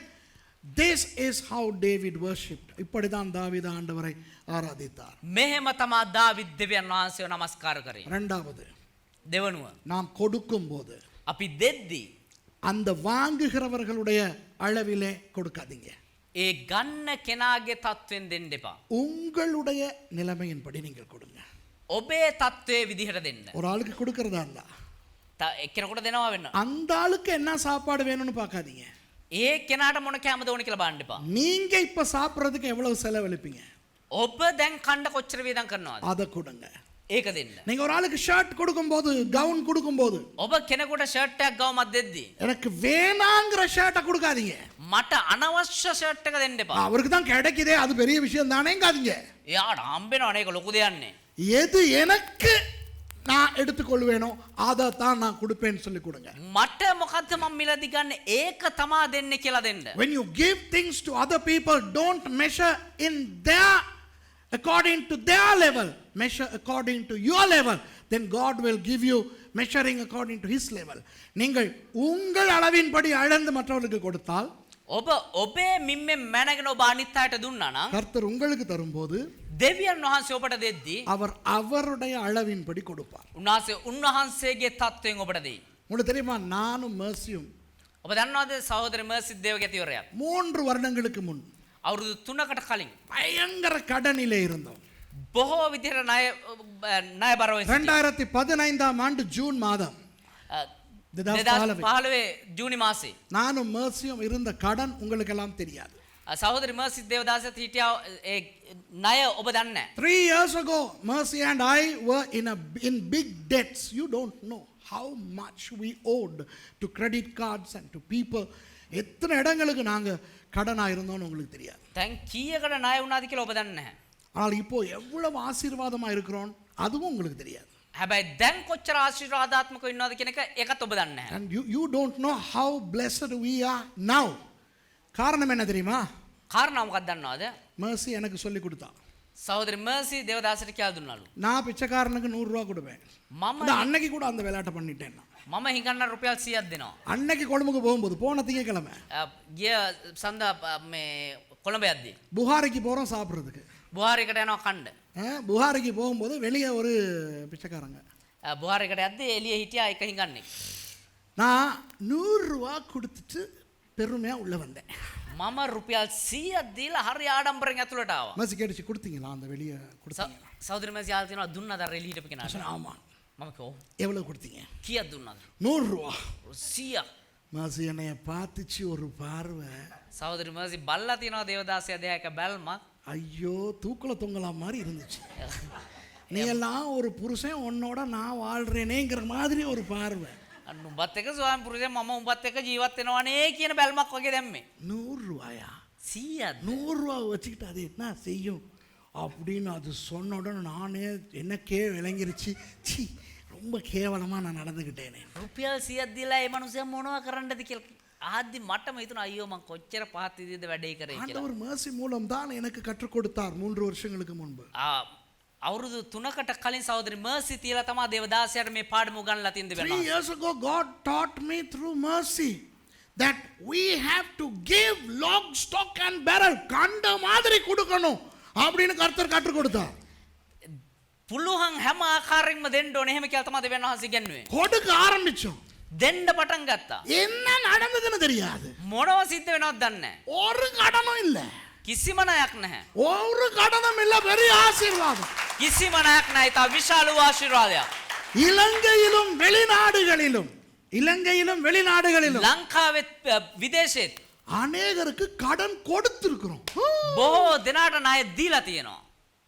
எப்படி? இதுதான் நான் உங்களுக்கு சொல்றேன். I'm Oh, telling you this secret which happened in my life. Now we have given out both in Sri Lanka and abroad. People owe us money. Why? When you measure with your standard, God will measure with his standard to bless you.